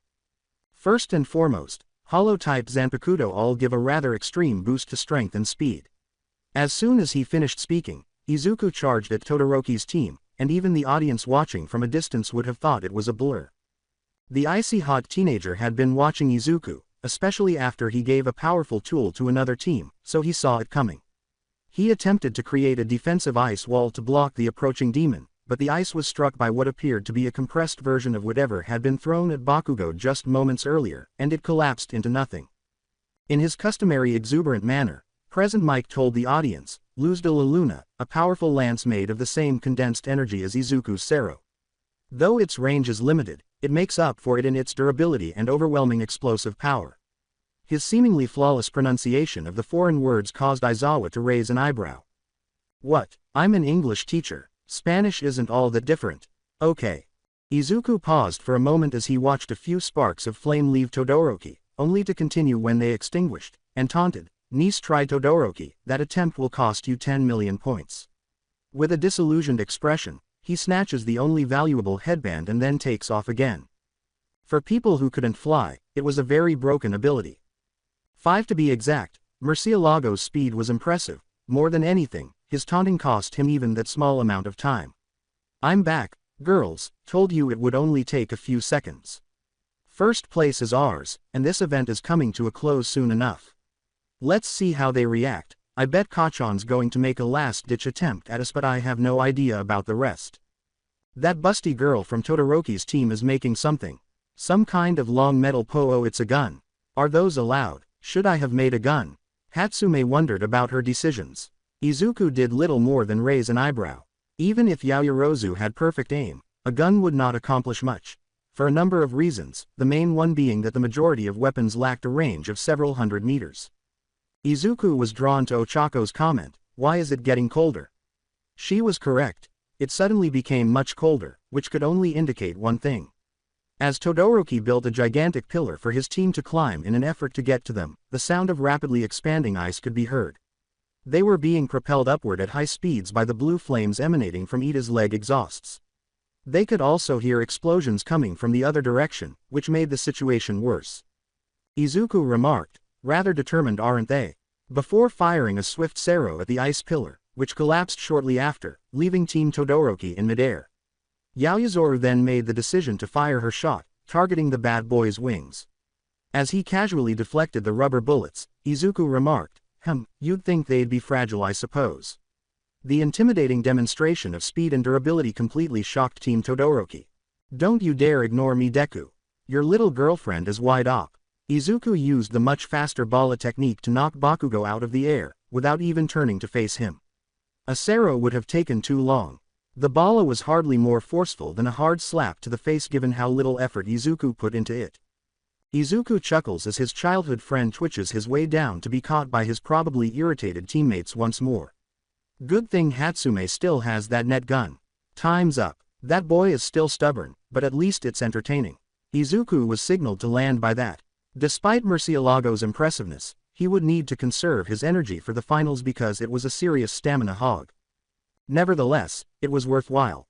In a dominant manner, he won first place this round, redeeming him in the public's eyes, most likely.